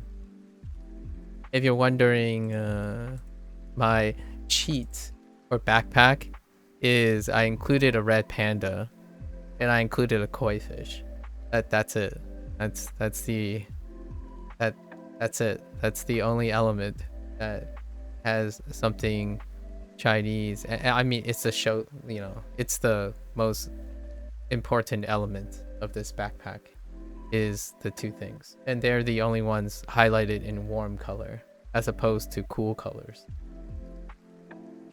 So they would stick out quite a bit. This one is the whole piece, largely the whole piece. I was thinking of adding warm colors, cool colors somewhere, and then I decided not to. I was gonna make the mountains blue, maybe like slightly blue. If I cut off like just this part, like this, like the top half, then it would look like a more complete picture, because I didn't finish the mountains. I had ideas for the mountains. Okay. And I'm a sucker for Japanese. I think this is more Japanese thing, where you put like red threads, red threads. There's a lot of symbolism to red threads, especially when it comes to wanderlust and discovery, like, you know, red threads of fate, so to speak. So I like the idea of free flowing red. Anyways, I think that's a mutual share between Chinese and Japanese culture, the significance of the red color, the color of red.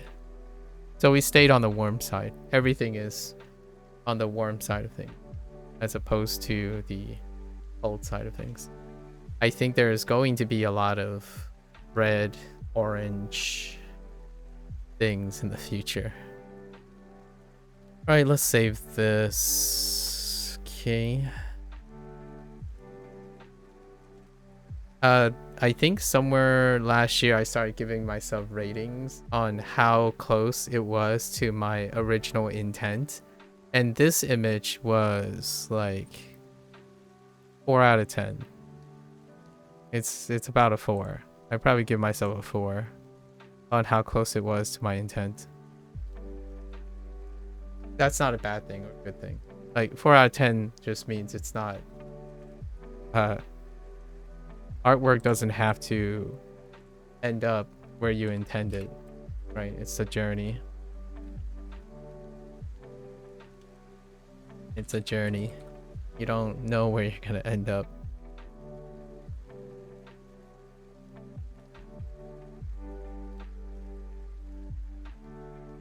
I think the biggest irony here is the biggest irony here is I treat artwork far more like how other people constantly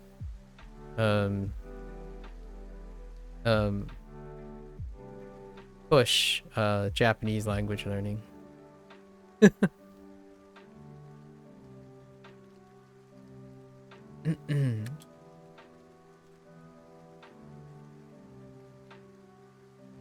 Not the journey part, the immerse yourself in and keep immersing yourself, because you have to immerse yourself in order to capture the real essence of something. And through that I do it when I'm doing artwork, right? You're trying to capture the essence of something else.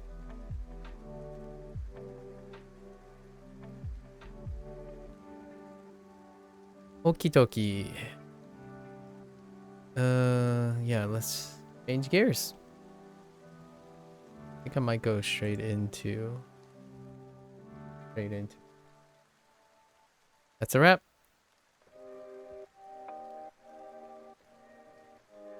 Oh, and I'm looking forward to seeing what you've done, Blair, with your day 2 prompt.